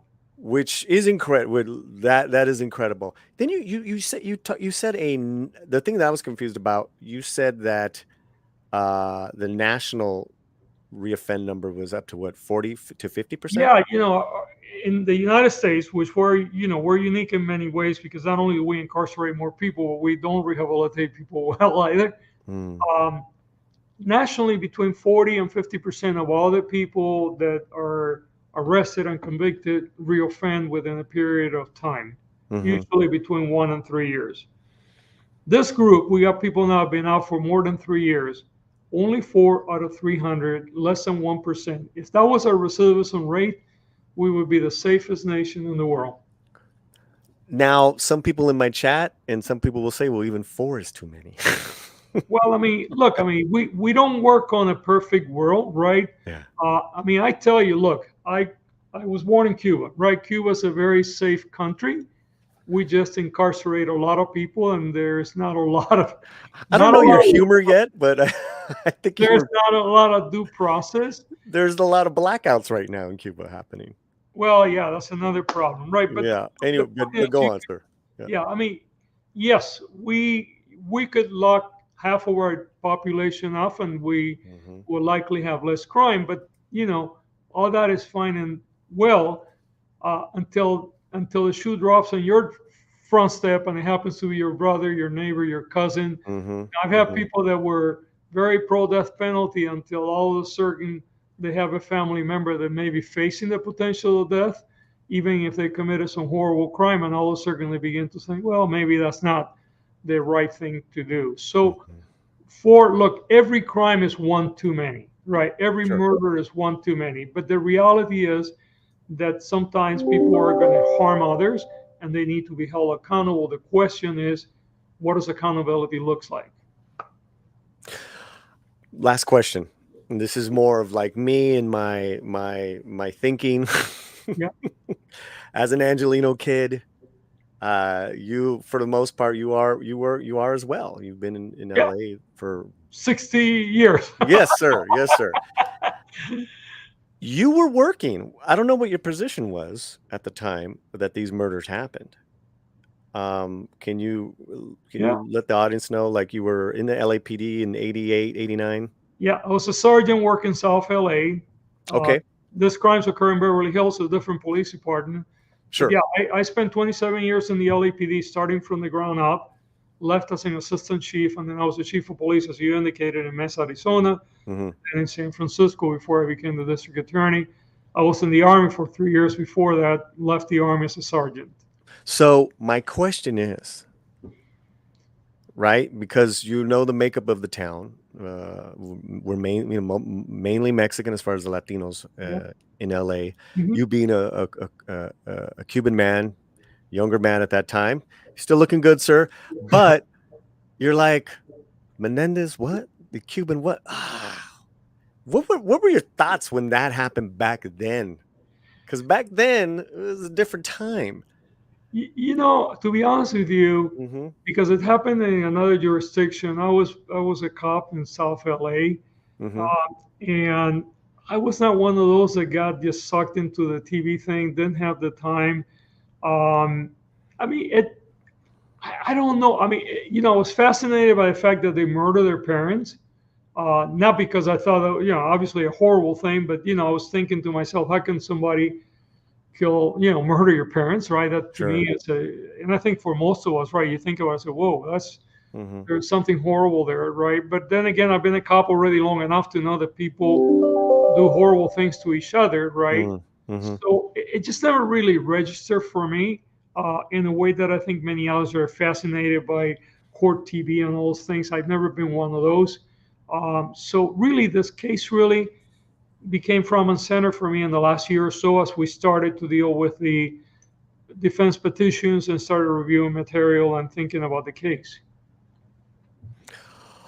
Well, I thank you for your time, and you know, obviously it's captured the attention internationally, some are Spanish and in English, and I really I could keep on going, but I promised that I wouldn't take up any more of your time. Appreciate you.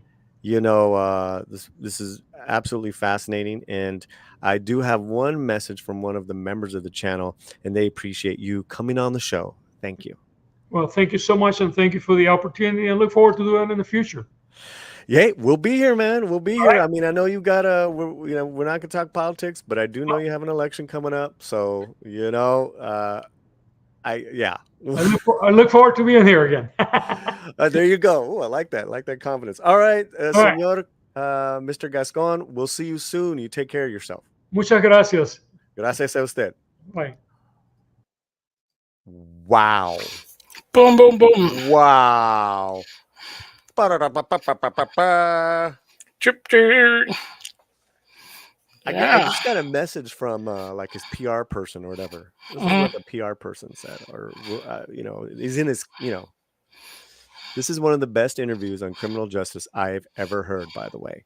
Boom! Nice. Boom! Shaka laka, shaka laka, shaka laka laka, boom! Chicka chicka cha, chicka chicka cha, chicka chicka cha, chicka chicka cha. Yeah, I mean, you know, listen, I had to keep it. I didn't have to. Listen, I didn't have to take this interview, right? But what I was suggested was no, you know, nothing below the belt. You know, let's not talk about the politics, or you know, let's just talk about this case. I think we brought up all different sides of the case. What are your thoughts? And then Fletcher, and then we're gonna get to your thoughts in the chat, because you guys were. I saw you guys line it up. I saw you guys, but I had to concentrate on the senor. What are your thoughts? What did you think of that? It's he was well mannered and demure. I mean, he's a good politician, and it's, you know, saying the right things. I think that was my takeaway. That he really you know, made it. He did his his well, you know, answering the questions and stuff like that. And you know, it's a different take, you know, for a DA to be you know, focus more on the almost like the defense side. So it's a new fresh take. Wow, you're being very nice. We're not gonna go into how do you really feel. We're not gonna leave it there. Yeah. All right. Well, more importantly, and we love your opinions, but more importantly, our chat's opinions. So let's hear it. Let's what you got for us, Fletch? Well, we got JB. It's a member of the channel. Also, thank you so much for your past super chats. But this one was cool. That was cool. I really think that anything worthwhile would be. Then again, I'm not American to know anything about the case. A lot of people. There's a lot of people still, you know, fresh on the case. You know. Yeah, that didn't know about the case. Okay. Yeah. So, so you did a deep dive into the case, right? On with uh with Scribe Light and stuff like that. Little bit, Yeah, maybe it'd be good to do like a deep dive into the case for people who didn't know, because a lot of people in the chat were saying that, like, yeah, this is my first take first on the time. case. Yeah, Yeah, that's interesting because we assume that right, you guys know what's up. right. So just because we get all the press here in LA, there might be an episode or a video or two. I know there's an episode on the monsters, the kind of half true, half kind of fictionalized Hmm. Menendez story that we covered. What me and Scribe Light need to do, because I was a couple of weeks ago, we were supposed to go live and talk about this, but I had gotten injured and it was it was like I had to cancel. It was just a tough day. Hmm. But I think me and Scribe, now that we have this, we need to do a thorough video. Hmm. But thank you, JB. Yeah. No, thank you so much. Before we go on, let's thank the Slant's lawyer and the guy who brought it together, Jaime Gutierrez.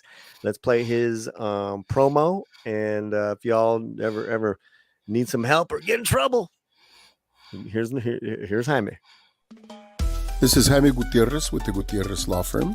We practice family law, criminal law, civil rights, accidents, whether in car or at work, or slip and falls or dog bites, bankruptcy, Chapter 7s, Social Security appeals, and conservatorships and guardianships.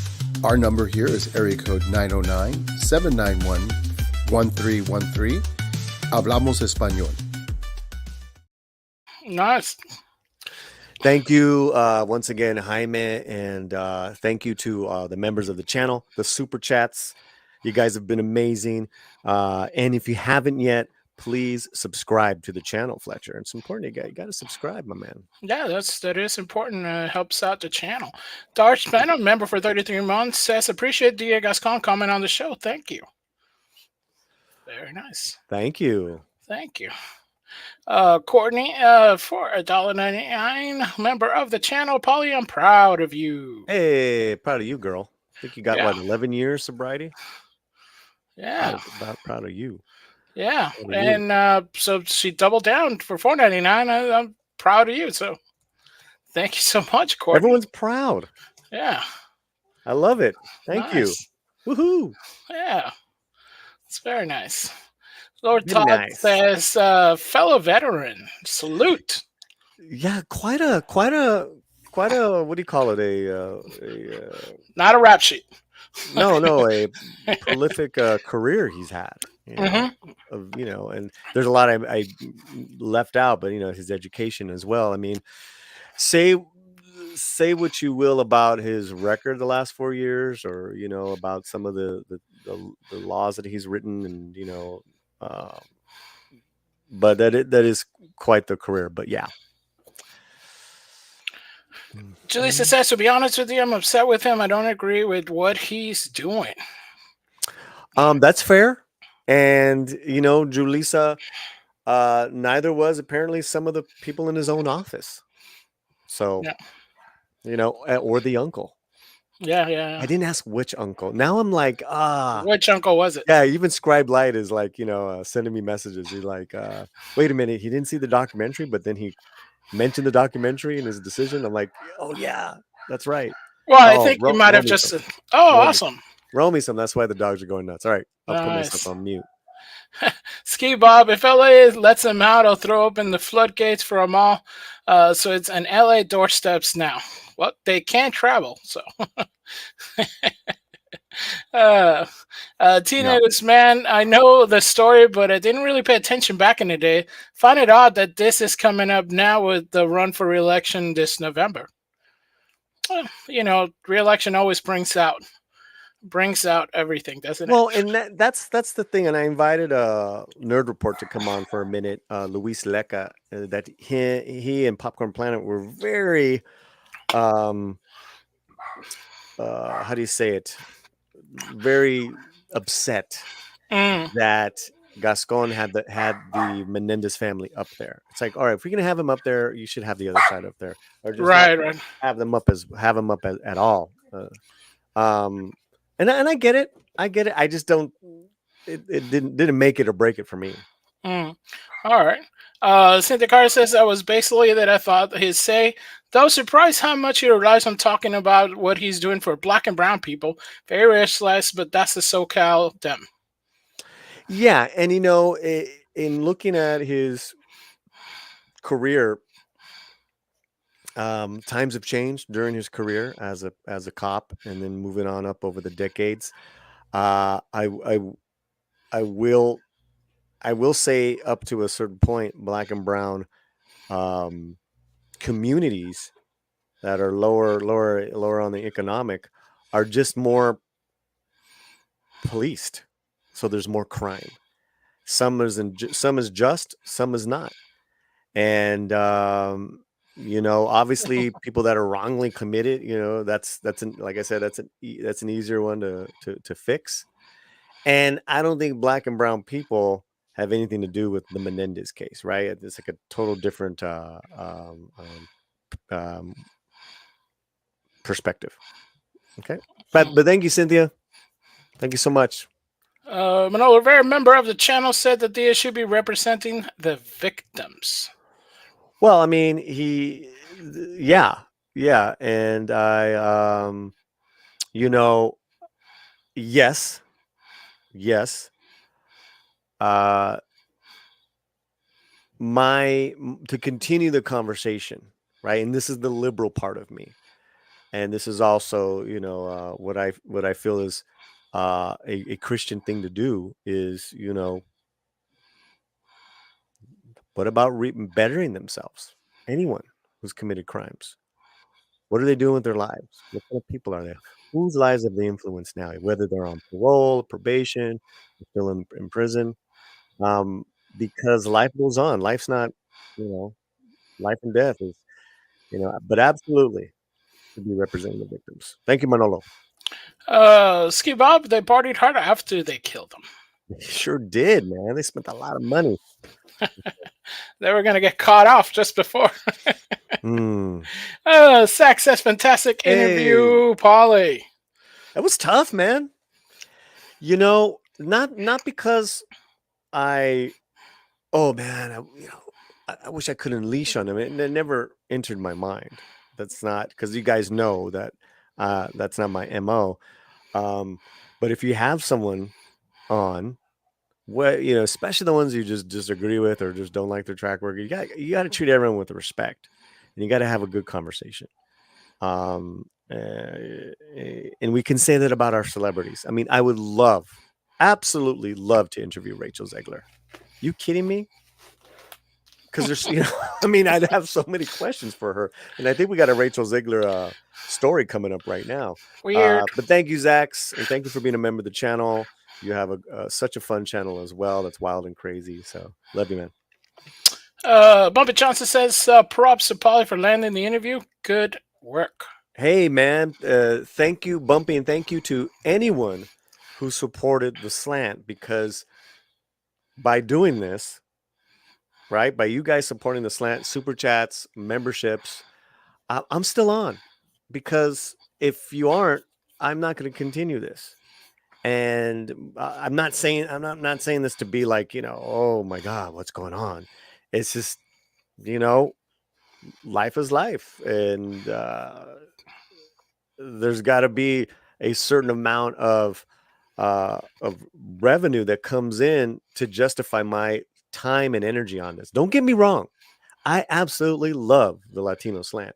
That's why I have spent so many hours every day on this project, that because my goal is that I'm making a full-time living, and I'm not. So it's very challenging, because I have other things to attend to and make sure that, just like you guys, I'm paying the bills and the rent. So, this interview, along with any of the big ones, really, really is a big deal for you guys, because this is how I keep getting you guys just something different that no other channel will. All right, I've already talked enough. And somebody says, "Puros That's Jaime. éxitos." That's- I jest. Oh, somebody says. Okay. Yes. Yeah. Right. Right. My man. My man. Yeah. Yeah. And what did he just sent me a message. Oh, did he? All right. So this is important, right? Because I've always been an advocate. And at times an activist in the past. Okay. And it's nothing new, guys. You know, I've always been very honest with you in being politicized and in the, you know, as a very young guy, then in college, and then, you know, I did my activism work. I was, how would you say it, disillusioned with the movement. And thus, over the last couple of decades, I'm very independent thinking. And some people on the left really don't like that, but I don't care. But I'm still a pretty liberal-minded guy. And what Jaime was saying is that he's very happy that the Latino Slant exists, you know, for Raza voices and their advocacy to push every day, and it is important. And even as small as, hey, I don't mind Hollywood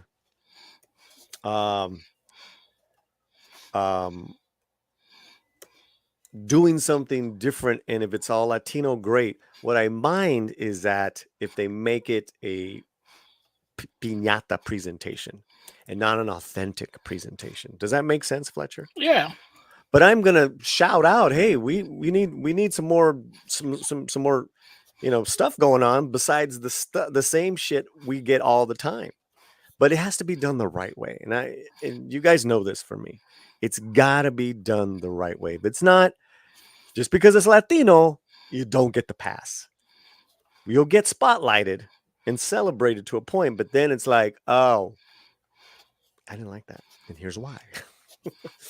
You know, like, and this is a good talk. I'm being very honest with you guys. Like, we're at the AFI Film Festival this week. Rosa Para, our film critic. Check out her reviews, latinoslant.com. We've been waiting for the new Pedro Almodovar film to be dropped, and she saw it yesterday, and she didn't like it.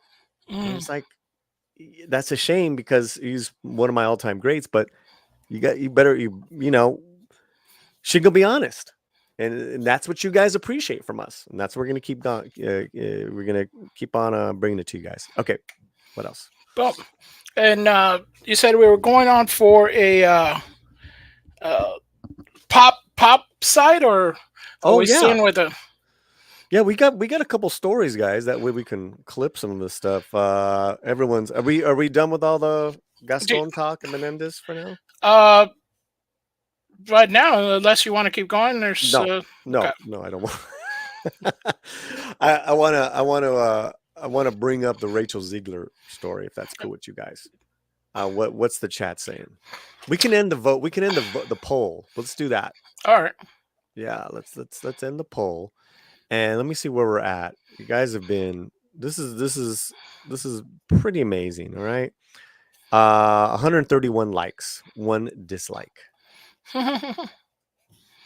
Tom from Midnight's Edge with the dislike. Alleged. All right, we ended the poll. 149 votes. Nice. Wow. 149 votes. And let me see. What do we? Let's read them. Who won? Let's see. All right. It looks like maybe let's hear the new evidence. Won at 42%. Maybe 42%. That's pretty big. Okay. Yeah. But what's pretty big too is 31% no. Yeah. But then you have 15% saying yes. That's 57%. Like they're open to them being released. They're open to it. Then no, we got Vatos Locos at home. 10%. I feel that your at homes don't get the respect. I think should be. You know, not everybody was poor. It's okay. We know the Menendez brothers were not poor. They were not Shoot. poor. Yeah, they're still not poor. Still not poor. Still not poor. Just can't access the non-poor. I mean, oh man. Listen. Anyways, go on. What else have we got? We got JB. Thank you so much for all your support today. For $5, the film Rashomon is one I still got to watch and is somewhat related. It's about a murder witnessed by 4 people. Akira Kurosawa directed it. Yeah, that's a great movie. Rashomon? Yeah. I haven't seen it in decades. It might be time. Yeah. You know? It's a good one. Yeah. Yeah, it was always in like that Criterion collection back when it was free. Uh-huh. And now it's like it's not free. It's like, what happened? You know, that's the thing is, you know, we were talking about this with the Spanish Dracula, right? And how forever it was free on YouTube. Right. Right. We even had a YouTube party and all that stuff. Right. Right. And then this year it's gone and you gotta rent it. It's that with everything, because even like what we had with the Santo, you know, it's like something that's been on public. Yes. I mean, public domains. It's before we were born. This is the thing. Before we were born. Listen, no. Here's what it is, JB. And thank you for that recommendation. Anything the Slant talks about, boom. Because we're so ahead of it. We're so monetize. We're so ahead of everything. Ándale pues. Oh man. Okay, so we have a Rachel Zegler story. Are we ready for it? Is it weird? Is it weird? Yeah. Rachel Zegler says West End's Romeo and Juliet failed. Francesca I don't want to abuse that last name. Very beautiful, written okay. Rivers, amidst racist abuse. Whoa, racist abuse. Oh, hi-oh. Let's bring this story up. Where is it? I don't know. You usually have it in the back. There you go. Got it ready, man. I usually got it ready. All right, there we go. Bring it up. There we go. All right. All right. What is going on here? Selling shoes. That's what's up. Man, them shoes don't sell themselves. I know, right? Okay. There she is. There you go. From one Juliet to another, Rachel Zegler speaking up about the horrible treatment of West End star Francesca. As a Golden Globe winner makes her Broadway debut in the Sam Gold-directed Romeo and Juliet, opening Circle in the Square Theater for 16-week engagement, Zegler called out the racial abuse. I'm calling out racial abuse. I would want to call like the whole Michael Scott, you know, like I declare bankruptcy. Now you have to do like I declare racial abuse.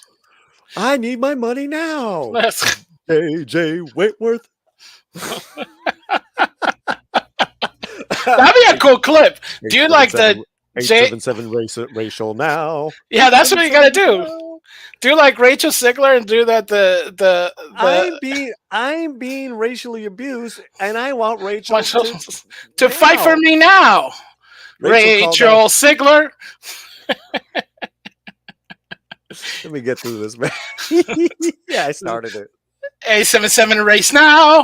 877 race now. 877 race now. Wow. Has to be done. There you go. 877 race now. Gotta do it. Trouble with racism. Rachel Zegler. 877 race now. Have you been affected by toxic Twitter follower? Call now. What a bunch of weenies, man. I'm already like, what? An actor's getting offended? What? Call 877 right now. And I actually defended the casting months ago, and I still defend the casting because theater is like very non-traditional. You know, that is where you get to experiment and do different types of productions of a said classic. I've been raised in theater like that.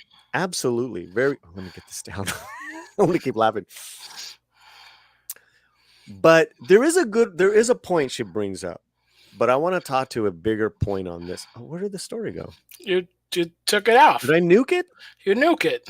I nuke it. There you go. Okay, but let's go on with this story here. All right. She calls out the production, saying a lack of protection that wasn't provided.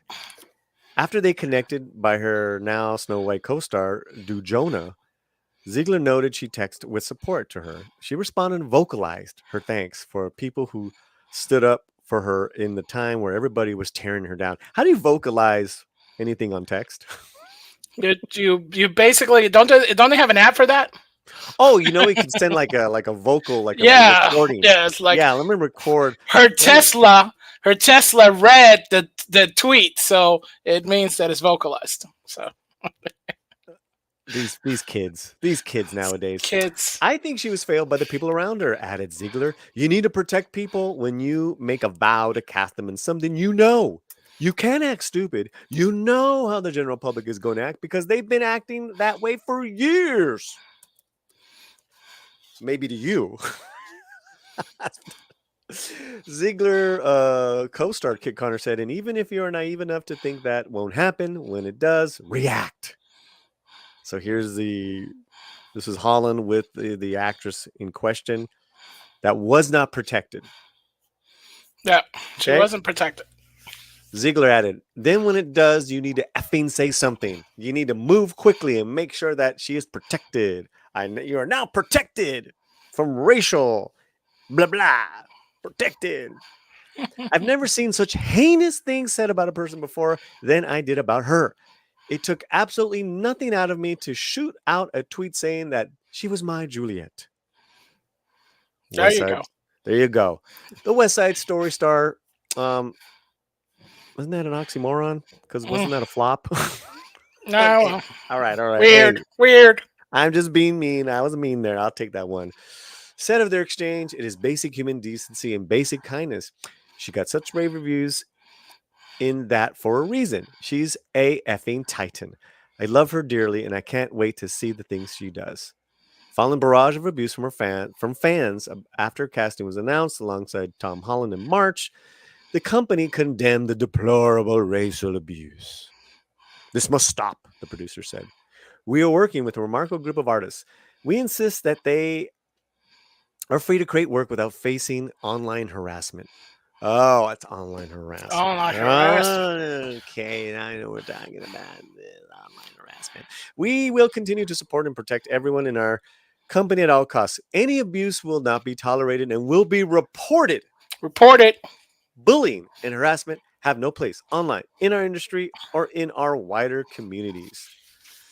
And then a group of more than 800 black actresses signed an open letter decrying the twisted, ugly abuse. Saying too many times theater companies, broadcasters, producers, and streamers have failed to offer any help or support when their black artists face racist or misogynistic abuse. Reporting is too often left on the shoulders of the abused, who are also then expected to promote the show. We want to send a clear message to Francesca and all black women performers who face this kind of abuse. We see you, they said. We see the art you managed to produce with not only the pressures that your white colleagues face, but with the added traumatic hurdle of misandry. Of misonoir. No, it's not misandry, it's misonoir. Okay. Fletcher Williams, you're Afro-Latino. I love how Miss Zegler can turn the story about her. What are your initial thoughts here? She could turn it all about her. It's like, hey, by the way, let me know what I did for this and all these things that has happening. Mm-hmm. But I mean, this is theater. This is not the first Black Juliet, you know. So it's like it's happened all over, and social media is social media. I mean, if you're on social media, you're on social media. You know, it's like open the Pandora's box. Anytime you're out there, I think I agree in the sense that if you're on, like she says, the actors are told to promote on social media right now. That's like the thing. Before they used to just go and talk to reporters or something like that, or now everybody's on social media, which, you know, a lot of people that said that's actually a bad thing for the profession because, you know, the mask is off. But then, you know, I agree in the sense that if she's trying to promote it and she's getting hate back, then yeah, that's abhorrent. But that is the internet. I mean, I think what she's asking for is kind of like the stuff that they're doing like in England and the EU, which is going after people who post something that somebody else considers, you know, bad and actually arresting folks. Yeah. So, but that's not America. Well, Hopefully. they're laying the groundwork, the language for Yeah. that, right? And it falls under the same thing as kind of going after Elon Musk, going after maybe even channels like us to a lower degree.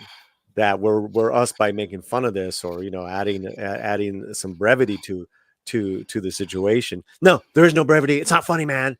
It's fucking racist, right? Yeah. You got to condemn this, Paulie. Right. You know what? Yeah. Every sane person here in the chat, every sane person says if you're doing racial shit that's not cool, they're not cool with it. That is already a given. I will guarantee you if I did it, let's do it right now. Everyone in the chat right now, give me a one, or give me a one for yeah, racial crap is not cool, or two, or maybe you shouldn't say racial crap is cool. I think you know what the point is that any sane adult is against racial bullying. Duh. Unless it's funny, then. Well, I mean, listen. Then it's family related. No, but listen. I did see some really awful portrayals of this actress. Oh yeah. They kind of changed out the looks of her. That was disgusting. Yeah. But that's and you know what? You call it out and you move on. Yeah. Well, right? Go ahead. You know, I'm trying to get on a roll, but you know. Oh, go ahead. No. I got a guest. He's coming. I want to get through our ideas, and I want to bring him in. Okay. My wife was just talking about this all the time because we kind of go on sometimes on a lot of some conservative sites and some liberal sites, and you always have this kind of whole thing where they, they paint blacks in some kind of like, we was kings type of joke where, they do the buck teeth and stuff, the tar baby jokes and all that kind of stuff that comes up. That there's always going to be that crowd, right?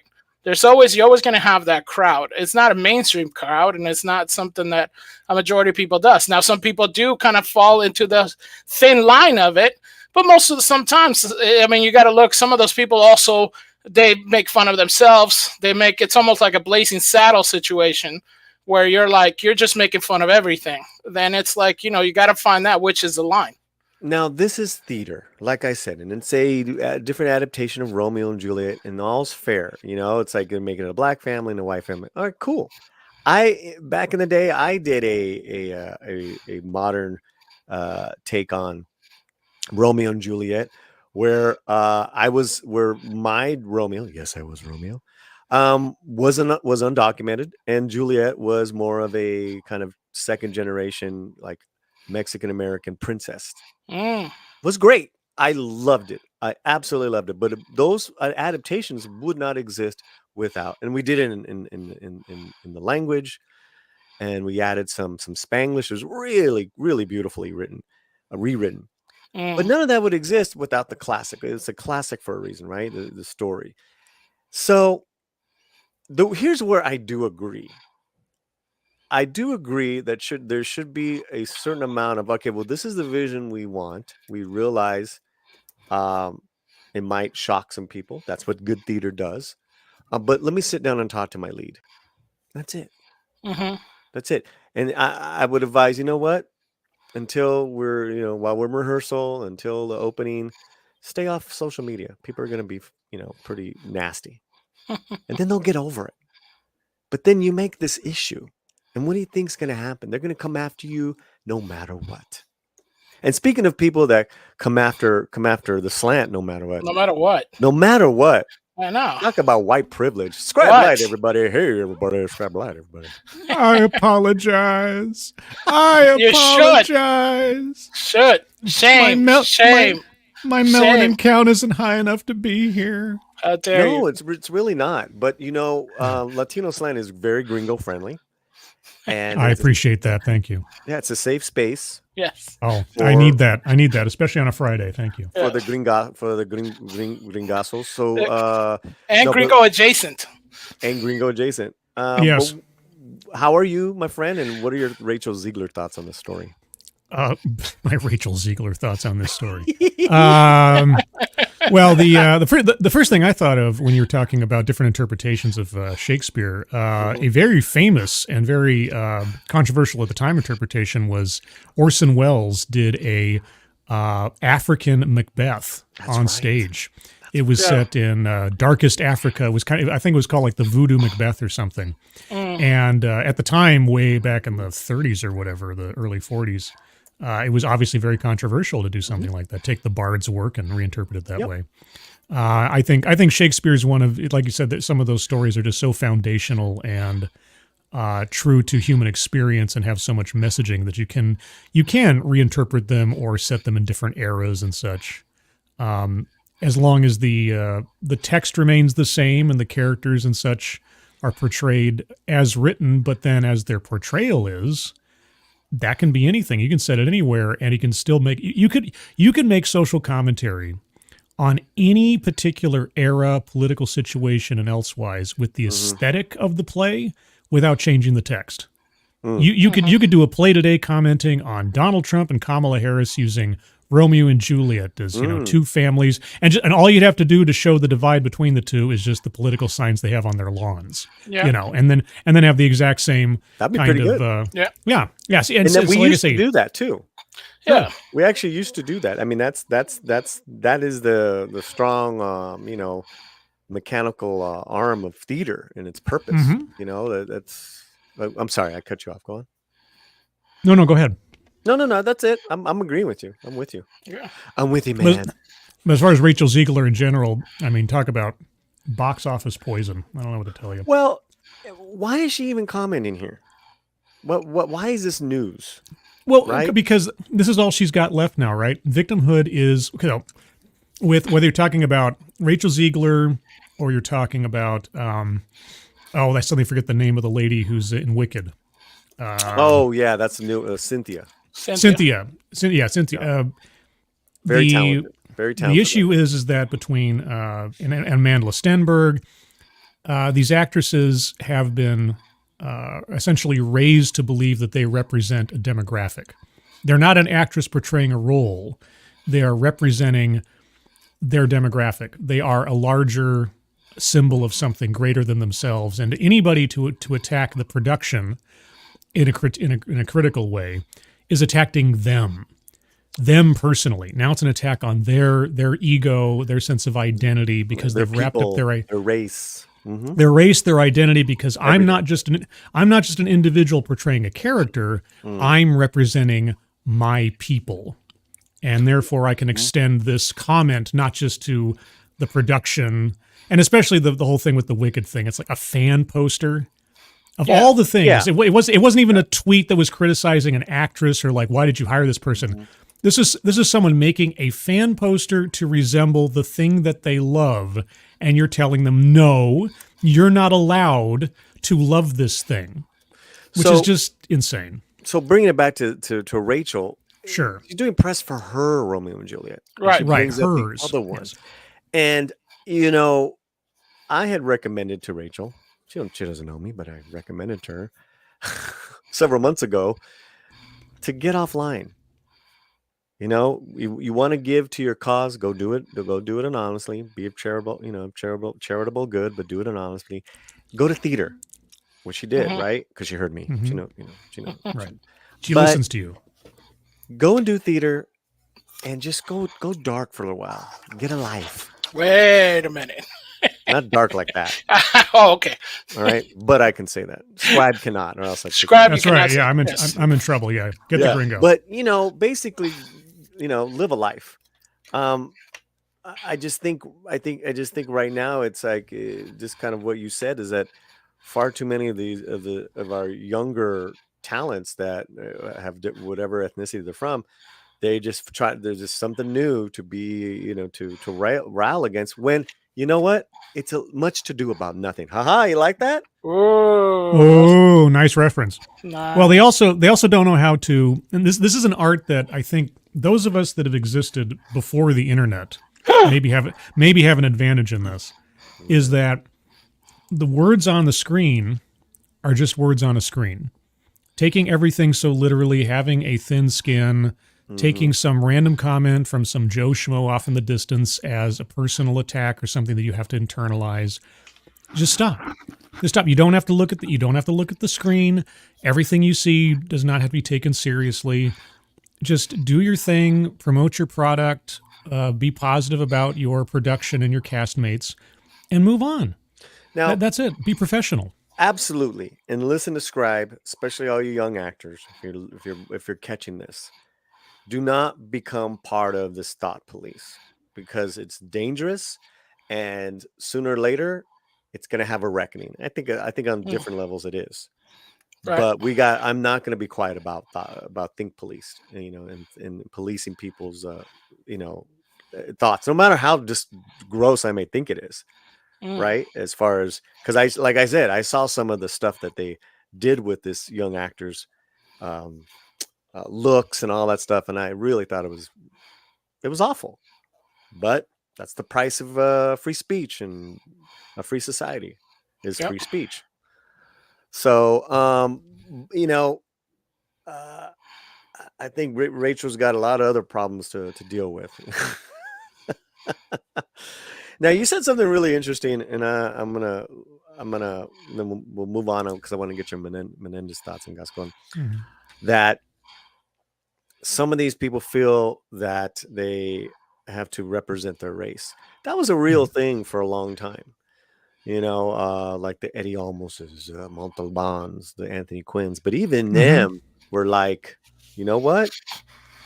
I am not going to just take any role just because it's a Latino drug lord or this or that. I'm going to wait and take the right roles. They might come every couple of years, but you see what they carved out and see how much change that because of their advocacy in their own way. Look at the change that they created. There's so many great roles that happen to be Latino that are actually being produced nowadays. Right. Yeah. I look at Jenna Ortega's career and how she represents herself. Fantastic. Anyways, that's what I wanted. You can almost say that Montalban took a look at himself and made the change. Or you could say he took a look at himself and he says, "You look marvelous." And waited for the plane. Well, except in those situations where you have someone representing a real life character, like in a Stand and Deliver, let's say, you just you kind of alighted on the point there. Happen to be Latino, right? Edward James Olmos in Blade Runner. I mean that character could have been played by could have been played by anybody, but it was played by Edward James Olmos, right? And regardless of the fact that he was Latino, he made that character in some ways more memorable than Deckard. No, you're absolutely right. In a time where they were still casting non-Latinos as Latinos, which love or hate, that stuff still happened. That Eddie Olmos was, because of his young career at that point, got that role. He made it into something very exceptional. Right. And that what Scribe is talking about is when you have an actor who has worked so hard that when he gets the role, like really a lifetime role working with Ridley Scott, he excels in it. Mm-hmm. Yeah, and he becomes a role model. He doesn't go in. Well, okay, I can't speak for Edward James Olmos, but I don't presume he went in there thinking I represent all Latinos.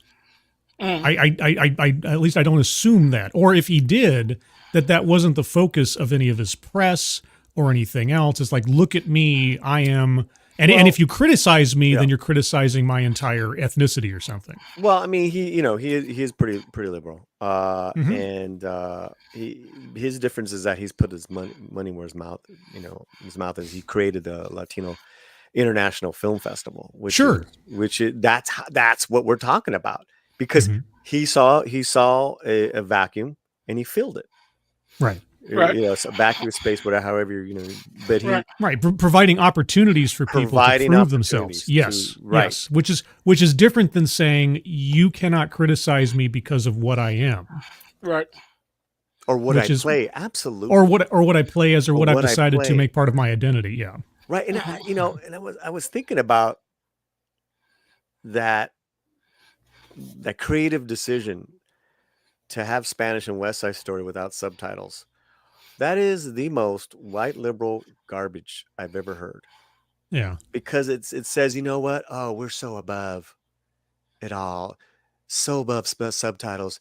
We want anyone doesn't speak Spanish. You need to learn it, and you need to learn what they're saying.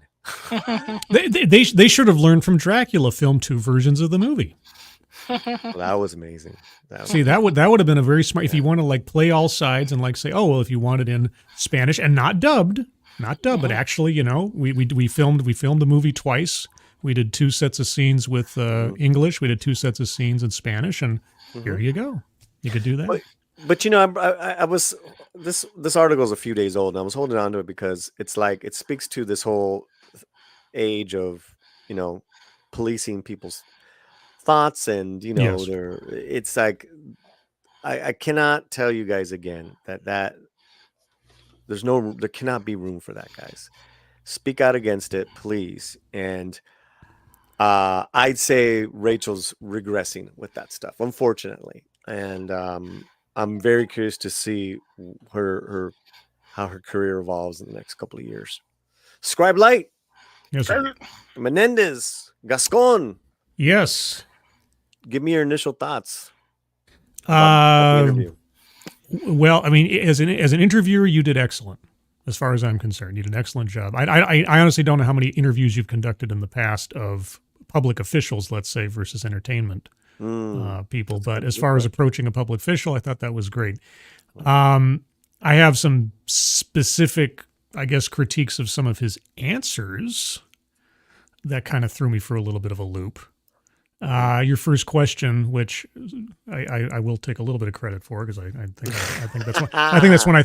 that's when I threw you. But he never did, as far as I can tell, he never did answer what piece of evidence, either previously known or recently discovered or withheld from the second trial, was the linchpin in convincing him that the abuse allegations were credible. Because almost the entirety of the case. There was no mystery as to who did it. There was no mystery as to how it was done. The only mystery was as to motivation. And if there was some kind of motivation that could have justified some kind of self-defense claim. And the only reason that you could believe that is if you believed the brothers' claims of abuse in the past. And there was no real evidence of that save for their claims and some anecdotal commentary from some family members, which was all kind of vague at the time, at least. And so if he discovered some kind of new evidence or evidence has come about that he thought was convincing, well, in my mind, that means then that you don't just nullify the previous jury's decision. You have to have a retrial of some kind, unless you have evidence that is so compelling. I mean, like evidence like if someone was convicted of a murder and then 10 years later, they come up with a videotape showing the actual murderer, and it's obvious the person in jail isn't the person. I could see somebody being exonerated immediately for that and let go. Right. In this case, you've got a jury decision that was based on all the evidence presented, all the evidence that was available and and presented them at the time. If you've got effectively new evidence, that to me speaks of retrial, not resentencing, because then you'd have to say, okay, well, you can't just assume with this new evidence the jury would have decided differently. It's not that clear cut, unless, again, he's got something that the rest of us haven't seen that is so compelling. But even then, the problem is that it's not a clear-cut case of self-defense. The lawyer's strategy was an imperfect claim of self-defense, wherein they acted not under a actual threat, but under the belief that a threat was coming their way. Right? So they effectively acted in good faith to defend their lives, even though their lives weren't actually under threat. That was their claim. And the only way that they could do that is to believe the brothers' claims of past abuse and past behavior by their father. And so now I'm just confused. He said he didn't specify what new evidence there was. He said, and correct me if I'm wrong, he said he hadn't actually watched the documentary or the Ryan Murphy series by the time you asked him, you had this interview with him. And yet at his press conference yesterday, he cited the documentary as one of the elements that inspired him to review this case or maybe push it up on the schedule. So if he hasn't watched it, maybe thinking that someone in his office did and like here are the notes. I suppose, but he didn't say that, so I don't know what else to think about that. No, we do know that he's not personally in charge of this, right? It's one of his deputies, and they're the ones that filed today. Well, but he's taking the lead you're right. role in pushing it forward. His choice, he's representing it. Yeah, he's representing it as the office. And I don't know if he got to this in there. I might have missed it. I was curious to find out, in sort of a general term, what was the split on for and against in the office for making this move percentage-wise? Yeah, and I wanted to give, but I'm just like kind of, you know what? This is a good time to end it. Oh no, you didn't do anything wrong. I just maybe we can have him back. Yeah, more curiosities and such. But yeah, I'll be very. I'm morbidly curious to find out who or how many of the DA's office challenge this move in court when the time comes. Obviously, what is the judge's decision or pushback going to be? Because I'm thinking, I could be wrong, I'm thinking a judge is going to ask for something more compelling than they've been good boys in prison this whole time in order to effectively reverse a previous jury's decision. Right. So, that would be what have they done to rehabilitate themselves, not just being good boys and doing programs? Well, I'm okay, and are they a direct society now? Well, okay, and if they have done good work inside the prison that has helped people, I'm not trying to diminish that, but I just have a little bit of a problem with, well, they've been good ever since they slaughtered their parents. It just doesn't quite wash with me. So. Right. But even if the judge does agree to the resentencing, they might have the opportunity for parole. That doesn't mean they will get parole. Yeah, you brought that up, and it was good to be very clear on what are the three potential scenarios here. And we're going to clip that. We're going to clip that interview, and it'll be a separate video because the whole idea, Scribe, was that we were going to record it. Earlier? Yeah, you're gonna pre-record it. Yeah, you're gonna pre-record it originally. Yeah, doing it live. I was like, you're doing it live. Oh my god. I know. It's crazy. Well, because what do you call it? Their people, half of them were like, "Oh, we forgot to put it on his docket." And the other half was like, "He's gonna do it live." We're doing it live. Doing it live. And there you go, man. A little Latino slant history. There you go. Yeah, that was a great get as far as just like when you were talking about, I'm going to try to get the DA interview. I was like, nah, right. Come on. Does the DA do? I mean, not to diminish my own hobby here or anything, but does the DA do YouTube? I mean, come on. Well, there you go. There you go. 70-year-old man doing YouTube. Yeah, and I know that a lot of people in our chat. Have strong opinions in regards to the work that he's done in LA. They're not happy about, and that always That always shows up during election, so he's up for re-election. So Yeah, there's a lot of moving parts to this Menendez situation that just cause more questions than than I think you could probably fill into an interview. Let's do some quick comments, Fletcher, and then we're gonna get on out of here. Been here for 2.5 hours. Okay, do you want to hear? Scribe, you want to respond to some comments? Is that cool? And then we're sure, yeah, that's fine. Thanks, man. Do you want to just take Menendez ones or?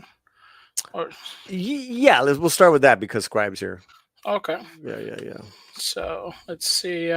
Right on the Menendez brothers' claims of abuse are all hearsay if there is no evidence. Julie's a member of the channel. Yep, that's been the big controversy ever since the trial began. They initially tried to wave off suspicion from them by claiming that it must have been the mafia, and then it wasn't until information from the sidelines came out that they finally had to admit that they actually committed the murders, and then suddenly there were abuse allegations, and it's all. And this is the double-edged sword of claims of abuse. Oftentimes, it is a he said, she said situation, so to speak. In this instance, the one side of the equation couldn't answer for themselves because they were dead.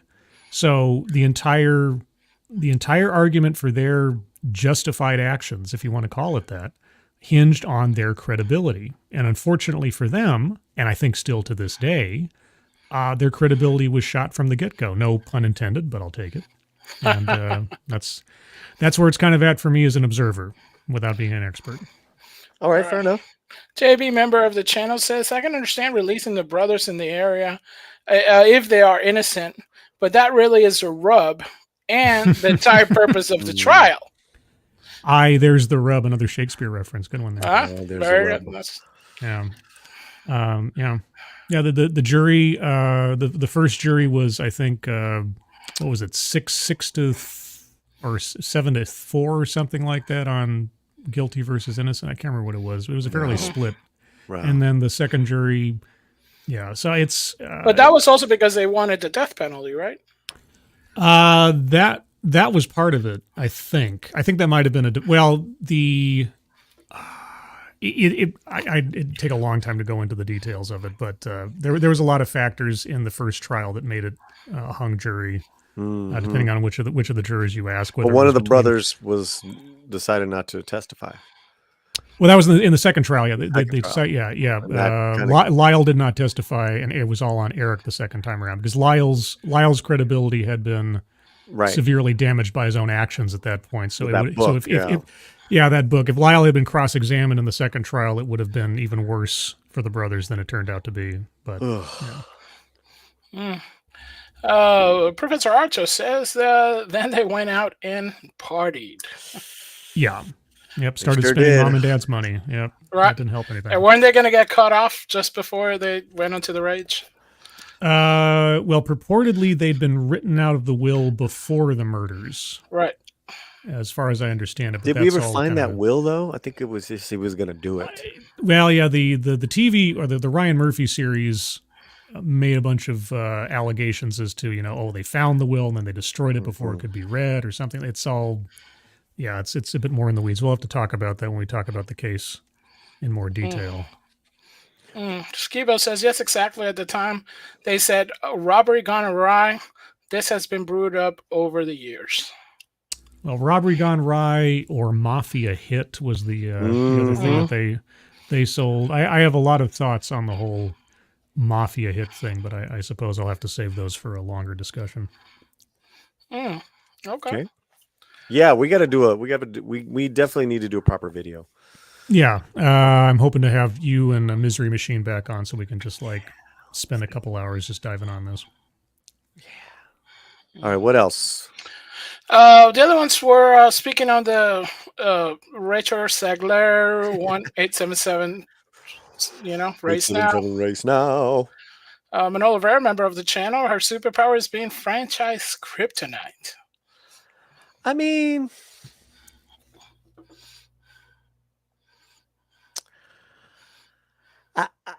I would say I think she's being kryptonite to her career, and Mhm. she didn't help. Definitely not helping Snow White, getting endeared to a new retelling. I think I don't think she had anything to do with West Side Stories. No. You know, She might have had the bad luck of being cast into an ill-conceived movie with West Side Story, yeah. and with an Well, she won a unnecessary. Golden Globe for it. I mean, Sure, she's sure. really good in it. I like. Yeah, but as far as like blaming the success of the film on her, I don't think that's Right. We won't. qualified. We're gonna give her. We'll give her No. a pass on that one. And then she ended up in the prequel to The Hunger Games, which again, she was just cast into it. She didn't make that movie a complete failure or anything. It's her attitude specifically towards Snow White and afterwards. I think it's a Snow that White has- thing. That yeah, really it's re- is. she really took that one personally and saw herself as trailblazer, pioneer, or something because of the retelling of this Yeah. previously damsel in distress, but now she's going to live in her power or Yeah. whatever. Yeah, silly. All right, what's next? Thomas always says interviewing Rachel Zegler would be weird, but he'll be here to see it. Oh yeah. Mhm. Yeah. I mean, if I was her people and I'm watching this, I would get her booked on this show right away because I will turn it around for her. All by yourself. Wait. Are you going to be the brown savior? Oh yeah, I'm brown savior every day, dog. Every day. 177 call Paulie. We gotta work on that one. Darth Plato, what protection? The government? I guess it's based on Zegler asking for protection from mean tweets. You're Oh. protected. There's no way, guys. Get in the real world. People suck. People are gonna talk shit, and that's just it. Move on. Do your production. You know what type of reaction you're gonna get based off of the work that you were working on. It's just like the studios knowing they got a turkey in Joker 2, right? We don't know that it's a turkey. They've known it for months before it's come out, but they're gonna promote it as this, as that. They're gonna get all the Gaga fans. They're gonna get all these fans, right? And then You know what? You should start a school called Social Media Resiliency for these actors, where you start out and say, okay, before we get into this production, whatever it is, you need to learn to let things slide off your back like water on a duck. Your focus is on the benefit of the production, to the credit of your castmates, and doing your job, not making this personal. Because one of the things that a lot of people are starting to forget these days is the concept of professional distance, of having a line between your professional life and your personal life, and not intertwining your ego with a job you have or a role Absolutely. that you play. Exceptions can be made for people who it's like, well, this has been my passion project. I'm both the writer and the director and the actor. In that instance, I could see somebody getting a yeah, if little you're like a caught up. maverick, but by then you've earned it, like you're a Nolan or a Guillermo del Toro. Oh, perhaps. Yeah, perhaps. Like But you've earned- even you've- then. you've yeah. earned it. You can, or like Coppola, you can snap back. Yeah, but you also have to accept the fact that, well, if somebody doesn't like it, you can't look at it as the end of the world either. So Yeah, What? look at that movie flopped. Coppola's moved on. mhm. Yeah. Daniel T says the general public is evil. I don't know about that. Arrest them all. Who? but- Yeah, sure. The general who?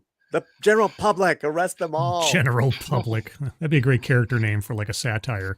Right. The general public. Vincinger had asked me this question on stuff, and I know he's really excited to ask you. Have you considered writing and pitching stuff to Ripperverse, Paulie? No, and I won't. Mm. All right. Professor R2 says misogynoir is a term referring to the combined force of anti-black racism and misogyny directed towards black women. Oh, that's a Oh. real thing. Oh, that was one of the earliest videos on my channel was talking about misogynoir. It was I heard that back in 2016, 2017. I did a video. I even remember the title I gave the video, 50 Shades of Burnt Sienna. And it was all about, I mean, that particular video was about colorism within the black community, but specifically from black men towards black women, and how they preferred lighter-skinned black women versus darker-skinned black women. And yeah, that was my first exposure to misogynoir. That was almost 8 years ago now. So that was in the letter. That the 800 black actresses. Okay. Yeah. That language is in the letter. Okay. Okay, that's interesting. I mean, it's a little exhausting, isn't it? Yeah, it's been around a while. I was dumbfounded by it the first time I heard it. You don't hear it that often. No. Okay. I've never heard of it before. Okay, yeah, no, I've been mightily exposed to it as a concept before, but yeah, it's relatively rare. It usually speaks to internal colorism and within a particular African American or black the black demographic. Let's say if you're feeling that wrong, I mean, I think the people that did you dirty is your own production company. Go talk to them. Don't make it we got nothing to do with it. Yeah, got production companies at home. Jaleesa, this younger generation is very sensitive. Yeah, man. They've been coddled. Yeah, they've been coddled, man. Mm. That whole generation should go out for 6 months. They need to pull some weeds. Yeah. And not that kind of weed, although it's legalized. Amewudah-Rivers, member of the channel, is only in the crabs directed towards Mexican Army. He's trying to save all the racial hatred is only directed towards Mexican Army. But he'll just tell you he's white, so he's he already got his answer for that. Brown adjacent. White adjacent. Brown adjacent. Yes, brown adjacent. No, it's on his birth certificate, Caucasian. Does it? Oh, okay. I didn't know. Yep. That. Okay. A lot of us used to get those. I do English as the third language. So is that what means when you're Caucasian? Does that mean that it's just because his, baby mama's white or something? Is that what it represents? I was just asking. Apocalypse Stadium says, I wonder how much of that crowd is from the troll farms paid to create the vision. Oh. Well, wow. let's not pretend that. And we really started seeing this back in Mad Max Fury Road, where it became a political statement to go see that movie after one website complained about a female lead in a Mad Max movie, and that became, oh my gosh, well now you have to see it in order to fight back against the misogynist patriarchy or whatever. Patriarchy, right? Yeah, right. Creating division, turning if your movie stinks, if you can turn it into a cause rather than an entertainment, the end result is if you get butts in the seats and tickets paid for, who cares what their motivation is as long as the money's in the bucket, right? So yeah, creating a controversy is not necessarily a bad marketing tactic. It never really has been a bad marketing tactic. But sure, it's entirely possible that some of this stuff is generated. I always love it when they complain about all these terrible tweets I'm getting and stuff, and yet they never show them to us, though. That's the one part. Right. And then they don't talk about the successes, right? Look at the Penguin right now. Look at the Penguin. Mm-hmm. Strong female storylines. Written, produced, show-run, all female. Like I said, I know one of the consulting producers. Then they throw in a Latino kid in there with his subplots, with his storylines. You got everything that the people complain about, right? But they never want to talk about their successes. Yeah, because that would show that you have an audience that can enjoy something and not hate it because the people in it don't look the right way or something. Well, you relate to these people, and whether I don't say you relate to Sophia Falcone, but well, hey, I wouldn't mind relating to her, personally or otherwise, but hey, but you're into it, man. This is a kick-ass comic book, dark twisted tale, and it's got this. The other thing that helps is that I forget the actress's name who plays Sophia Falcone. All of a sudden, Kristen Milioti. Yeah, so she came out the other day just saying, like, I've always wanted to play a Batman villain. I've been a Batman fan since I was 7. I'm like, thank goodness. Getting somebody on board who's actually a fan of the material. And you believe goodness. Yeah, and you believe her, too. And then Colin Farrell completely sold himself into that character, sewn into a suit for that character. I mean, if nothing else, I got to give credit to everybody who's passionate on trying to get it right has made it so good. Well, I think then I just think there's professional jealousy, right? It's like, well, shit, that thing's really successful. And it's got people of color and it's got female. Why isn't mine successful? What the hell is wrong with mine? Why do all the racists hate mine, but not that one? Yours is shit. Ray movie or Finn. I mean, these were terribly Oh, written characters at jeez. the end of the day, and Finn they should have been the really, star of that they series. really, I mean, really, they're the one that really started that whole propping of the racial identities, man, and really sold them down the line, sold them down the river, man, in the wrong way. Mm. All right, let's go on. Peter Cat Wrench says racism bigotry is the last vestige of the cognitive incapable. I agree. It's a Godwin's law kind of thing. When you run out of arguments, everybody's Hitler. There you go. Well, you've seen that. That's why I kind of like some of those the conservative versus the liberal talks. Mm-hmm. And they got the ones where it's 25 liberals against Ben Shapiro, and these liberals they just get so angry. They start yelling at him. They get It's like, dude, you got to come better with your arguments if you want to debate. Anyways. Skibo said exactly. Do all Latinos actors share their paychecks? What? I don't understand. Do all Latino actors share their paychecks? Meaning they all share the same gripes and all stuff. Should they share their all same paychecks? Yeah. Right. Well, let me tell you something, right? And this is the tightrope we're talking about. Do you represent your people, or do you just carve out your own thing? And then it's like, oh well, you're selling out, right? And it's like, damned if you do, damned if you don't. But at the end of the day, I guarantee you, every successful creative, they just want to be considered an actor, a director, a writer. That's where I applaud like careers like Jenna, or Pedro, or Denzel.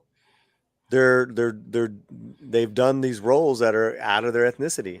Oscar Isaac, because they just want to be considered. They're just actors. Anyways. And Johnny Gonzalez, member for 29 months. Says, wow. Hey, Paulie, heading out. Go Dodgers. Where's my Dodger? All my Dodger stuff is put to the side. I had to clean up my act for the background here, but I'm looking at all my Dodger stuff. Yeah, well, I got my Shohei t-shirt I'm going to put on in a little while. Go Dodgers! You got to do it. Got to do it. Let me take this time right now. I know they're having Friday Night Tights, but Gary Nedrotic, fuck the Padres, fuck the Mets, go Dodgers. Wow. Fighting words. Yeah, he talks shit, and he says, oh, you guys are going to lose. You're going to lose. Right? What do? We fucking won. Right? All right, anyways. Who else is in the hitball league? Who's else is on the run? Who's it between? Oh, the World Series is the Dodgers and the Yanks. And the Yankees? Yeah, so now we have two very rich teams, right? Well, now we have a house divided, as Romeo is a Yankee fan. Right. Yeah. I know my wife was a Dodgers fan but she was a fan of the Brooklyn Dodgers, according to her. I don't know how anyone alive could be a fan of the Brooklyn Dodgers. I mean, they left in 1958. A house divided. Is that another Shakespeare reference? A house divided. Yes. Are we just rot? I'm remembering all this stuff from my English classes back in college. Man. Now every time these comments come up. Yeah, here we lay our scene. Mm-hmm. There you go. Well, Wex Ruther says colorism amongst my people goes back as long as our history. Yeah. Oh, sure. Human history, tribal conflicts over the simplest of differences. I mean, Jonathan Swift satirized this with Lilliput, or the Lilliputians and everything. Gulliver's Travels. It was like, oh, we eat our eggs with the thin side up. We eat them with the thin side down. Therefore, we must be at war. It's like even the tiniest differences, people can find reasons to engender conflict or dislike or whatever. Mm. Yeah. Yep. Mike Loves Cat says, I miss Raul Julia. Oh, man. Yeah, we just celebrated the 30th anniversary of his passing. To actually celebrate. But, what's good is that people remember it. And then I posted it and people really I did a post on our community tabs and a lot of Raul Julia fans, Scribe. Oh, yeah. No, I have nothing but fond memories. He's one of those actors where it's like you try to think, of anything scandalous to say about him or some kind of like legacy of something that kind of turns you. It's just absolutely nothing. Just a total absolute joy watching. Even in his last film, Street Fighter, where he's playing M. Bison while he's suffering from cancer. Like he just powered through it. And he just ate up every scene. And he'll always be my Gomez. I mean, I love John Aston. Don't get me wrong, but I think Raul Julia kind of embodied Gomez for me forever. Yeah, I have to agree. He's a Shakespearean trained actor, from the Public Theater in New York, but he kept his Puerto Rican cadence, which was a really cool thing that hadn't been done when he approached Shakespeare, and it was like like a revelation. You talk about theater, Zegler. I mean, that's how you do it. Mm-hmm. And then he had all these great supporting character roles. From The Tempest, he played what was the Caliban, right? He was the Caliban, yeah. Caliban. Tempest, I think. The Tempest. The Tempest. He had the funniest lines, back to Shakespeare. And he had just the funniest lines to Romero, to the Mean Season? Tequila Sunrise? Tequila Sunrise, yes. Tequila Sunrise. I mean, that was a great loss. That was a great loss. And we always remember Raul Julia here. Julissa member Chow says, I'm going to have to root for the Dodgers in honor of Valenzuela. Yeah, man. Fernando, I was talking about this on the Daily Chella's podcast. And there's one thing I forgot to talk about in why Fernando was so special, besides his God-given talent to pitch in the screwball and the no-hitters, is that he wasn't a handsome-looking dude, Scribe. He looked like a lot of my uncles. Oof. So when I say that, it's not like he was like the dashing Antonio Banderas Latino. Mm-hmm. He was the majority of what a lot of Latinos look like. I'm not saying we're all ugly. I'm just saying he had, he was a very ordinary looking Mexican, and it made it okay for chubby, looking kids to dream bigger. And I think that was another thing that was beloved about him, and that was part of Fernando Mania. Rest in peace. 63 years old. Jesus. I have to correct myself. House Divided apparently was from the Abraham Lincoln speech. I was mistaken. I thought it was a Shakespeare quote, but it's attributed to Abraham Lincoln in his speech about a house divided. And it's also in the Bible, so that's where Lincoln got it. That could be. Yeah, that we might could just say it was Shakespearean-esque. Yeah, sure. Yeah, mm-hmm. Biblical. Yeah, that saves me. That saves me. And since Shakespeare was a good Catholic, it's always good. So we think. We know. No. Well, with Marathon. I think we're done. It's the remake of the Marathon, man, starring Paulie and Scribe Light. No. It's all on Paulie today for the interview, for everything else. I mean, that was just a great show. Well, no, thanks for coming in, man. And we'll clip the Zegler, and we're gonna clip obviously Gascon for sure, guys. And we have videos, reviews coming from Rosa Para, so look out for that. She saw the new Amewudah-Rivers film last night, and I don't have a guest yet for Monday show. I'm gonna need a day off, just clear the head. We'll get it all to you guys. Scribe, let people know what's up. So you can find me on my channel there. Thank you, Fletcher. Scribe Light on YouTube and scribe_light on X. Amongst other things, I have a regular weekly show called TED Excellence, where I take a look at TED and or TEDx talks with TEDx Bingo. The topics range from whatever's new for that week that they post, whether it's economics or politics or some guy that liked to make plastic out of cow's blood. And that's a thing that really happened one time. So there you go. But yeah, we have fun with that, learn new things, and practice our critical thinking skills and argumentation. I also have a Sunday show called The Sunday Stream at 8 a.m. Pacific, 11 a.m. Eastern, where I go over interesting news stories over the course of the week. And there may be interspersed other things, but also I have a series that Paulie's been on now called Living on Borrowed Crime, where I interview either directly or have panel discussions with true crime content creators from YouTube talking about, well, that genre. And recently Paulie joined me and my friends from the channel on YouTube called The Misery Machine. Their content is true crime, but it's heavy stuff. So just be warned before you watch it. It deals with some heavy issues. Is a little heavy.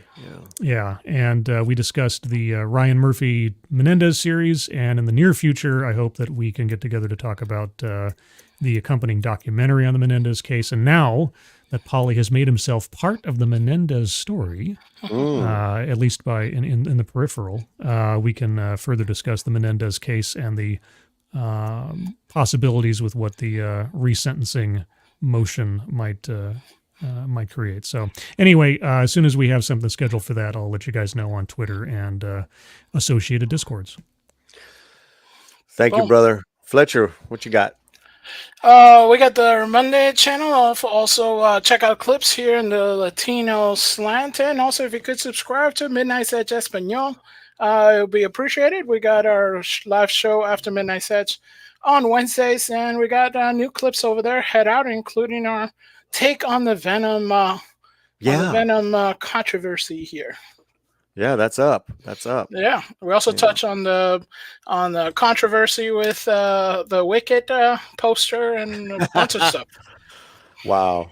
Oh man. Sure. Why not? Yeah, but the main thing jump in, Cynthia.